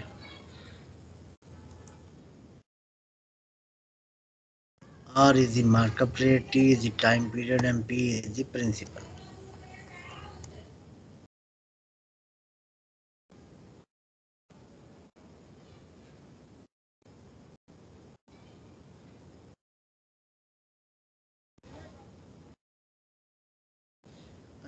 पीटी बाय 100, तो यानी परसेंटेज को मल्टीप्लाई किया टोटल रकम से, मल्टीप्लाई 3 इयर्स के साथ, 12 मंथ, 12%, 12% को मैंने कन्वर्ट किया 12/100, उसकी कीमत मल्टीप्लाई बाय कितना टाइम हमें मिला, 3 इयर्स, तो ये हमारे पास उसकी अमाउंट ऑफ मार्कअप आ गई। तो प्राइस ऑफ द टेलीविज़न फिर क्या बनी, क्योंकि ये मार्कअप आ गई हमारे पास, इतना उसमें मार्कअप लगेगा। तो कॉस्ट प्राइस हमारे पास कितनी थी, 15,000, प्लस मार्कअप प्राइस कर दी, तो ये हमारे पास total price of the television आ गई। कुछ एग्जांपल हैं, आप देख लेंगे। ज़कात से रिलेटेड अगर कोई प्रॉब्लम आएगा तो उसको हम कैसे सॉल्व करेंगे, क्योंकि हमें पता है ज़कात जो है वो इस्लामिक जो 5 पिलर्स हैं उनका एक कंपोनेंट है, और ये हर साहिबे इस्तात आदमी पे फ़र्ज़ है। तो उसकी प्रपोर्शन भी है, भी कितने माल पे कितनी ज़कात देनी, तो उसको हम निसाब कहते हैं। तो निसाब जो होता है वो जी 7.5 तोला अगर आपके पास सोना है, यानी 7.5 तोले सोना है, तो उस पर 2.5% उसका जो होगा वो आप ज़कात अदा करेंगे। ऐसे ही चांदी की निसाब जो सेट की हुई है शरीयत ने, वो सेट की हुई है जी 52.5 तोले, तो उसका जो अगर किसी के पास 52.5 तोले पूरा साल पड़े रहते हैं चांदी के, तो वो उसके ऊपर जो निसाब देगा, अपनी ज़कात देगा, वो 2.5 उस वर्थ का देगा ज़कात, 2.5%। ज़कात से रिलेटेड प्रॉब्लम एक देते हैं, calculate the amount payable as zakat by Halim who saves, जिसके पास सेव थे 9,49,000 फॉर 1 ईयर, यानी हलीम कितनी ज़कात पे करेगा अगर उसके पास ये वाला अमाउंट पूरा साल पड़ा हुआ है। टोटल सेविंग उसके पास कितनी है गिवन है हमें, फिर हमें पता है अभी ज़कात टैक्स कितना है 2.5%, हमने फाइंड करना है भी अमाउंट ऑफ ज़कात कितना बना है। तो अमाउंट ऑफ ज़कात जो है वो फाइंड करने के लिए हम क्या करेंगे, 2.5% को मल्टीप्लाई करवा देंगे उस रकम से जो गिवन है, तो 2.5/100, इसको सिंप्लीफाई किया तो हमारे पास ये रकम जो आई, ये ज़कात सालाना ज़कात बन गई इस अमाउंट पे, इस अमाउंट पे सालाना ज़कात बन गई। लेकिन इन केस अगर हमें वो ज़कात की परसेंटेज ना बताए, तो अगर वो पूछता है जी find the wealth of Ibrahim if he paid rupees as zakat, अगर इब्राहिम इतने रुपए ज़कात के तौर पर पे करता है तो उसकी प्रॉपर्टी की वेल्थ क्या होगी। हमें पता है अभी ये जो ज़कात उसने पे की है, ये 2.5% ऑफ इब्राहिम वेल्थ है, क्योंकि ज़कात की जो प्रोपोर्शन है वो हमें पता है, सॉरी परसेंटेज हमें पता है क्या लगानी है, वो 2.5 है। तो ये 2.5% ऑफ इब्राहिम वेल्थ बनी, वो कितनी बनी, ये बनी। अगर 1% के लिहाज से देखें तो 2.5 इसको डिवाइड कर देगा, अगर 100% के लिहाज से करेंगे तो 100 से मल्टीप्लाई कर देंगे इस क्वांटिटी को, तो सिंप्लीफाई किया तो ये उसकी टोटल वर्थ है इब्राहिम की वेल्थ की, यानी प्रॉपर्टी। उशर रिलेटेड प्रॉब्लम आ सकता है। उशर जो है वो 1/10 होता है, जो आपको कोई भी एग्रीकल्चर प्रोडक्ट्स, आप पूरे साल में जितनी भी आपकी एग्रीकल्चर प्रोडक्ट्स हैं, जैसे गंदम है या चावल है, वो आप काश्त करते हैं, तो उसका 1/10 पार्ट जो है वो आप उशर देते हैं। 1/10 पार्ट इन केस तब देंगे जब आपके जो उसको फसल को परवान चढ़ाने के जितने भी ज़राए हैं, यानी भी जैसे पानी है और यानी भी आप जो अपनी फसल को सैराब कर रहे हैं वो कैसे हो रही है। अगर तो वो नेचुरल मीन से हो रही है तो फिर आप वो जो उशर देंगे वो 1/10 देंगे। मसलन बारिश आ जाती है या कोई नदी नाला बह रहा है वहाँ से पानी लेते हैं तो फिर आप इस टर्म में आप 1/10 देंगे। लेकिन अगर bye means of unnatural means आप एग्रीकल्चरिंग कर रहे हैं, यानी भी पानी लगा रहे हैं ट्यूबवेल वगैरह चला के या किसी और मीन्स से पानी लेके लगा रहे हैं फसल को, तो फिर उस केस में आपका औसत जो बनेगा वो 5% बनेगा। मसलन एक फार्मर है, वो अपनी जो फसल है गंदम की वो इतने में सेल कर रहा है, तो हमने उसका फाइंड करना है अमाउंट ऑफ फिशर 10% के लिहाज से। टोटल अमाउंट हमारे पास ये है, रेट ऑफ फिशर हमें पता है 10% है, हमने अमाउंट ऑफ फिशर मालूम करना है। तो amount of fisher is equal to 10% multiply by उसका टोटल रेट। उसको क्योंकि 10% हमें पता है, किसी भी 10% को हम लिखने का तरीका ये भी 10/100 कर देंगे मल्टीप्लाई बाय टोटल रकम।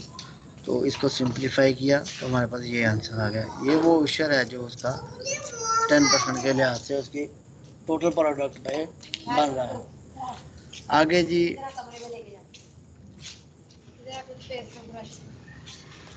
एक और एग्जांपल देखते हैं भी। अगर अदनान सोल्ड आउट करता है mangoes for ₹3675 as the amount of ushr, भी अदनान ने मैंगो सेल की है तो उसने इतना उशर अदा किया 5% के लिहाज से, तो उसके पास कितनी रकम, टोटल रकम कितनी होगी। अगर ये उशर है 5% के लिहाज से, तो टोटल मैंगोज उसने कितने में सेल की। अमाउंट ऑफ उशर हमारे पास ये है, रेट ऑफ उशर 5% है, सेल प्राइस ऑफ मैंगो हमें मालूम करनी है। तो 5% के लिहाज से हमारे पास क्या रकम है जी, कितने थी उशर, वो ये था। 1% के लिहाज से डिवाइड बाय 5 और 100% के लिहाज से मल्टीप्लाई बाय 100। इसको सिंप्लीफाई किया तो ये जो हमारे पास आंसर आया ये आ गया टोटल अमाउंट ऑफ मैंगो, भी उसने कितने में वो मैंगो सारे सेल आउट किए हैं।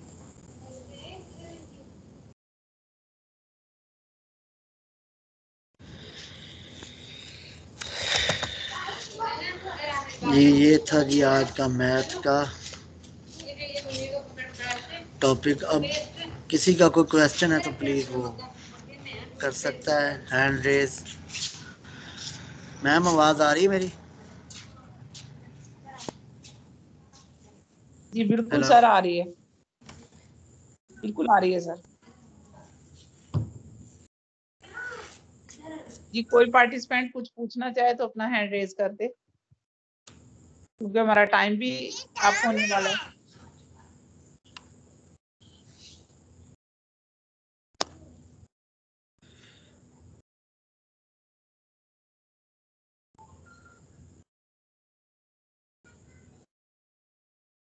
किसी ने सर से कुछ भी पूछना हो तो हैंड रेज कर सकता है, कुछ समझ ना आई हो, किसी और बारे में कुछ कहना हो तब भी आप अपना हैंड रेज कर सकते हैं।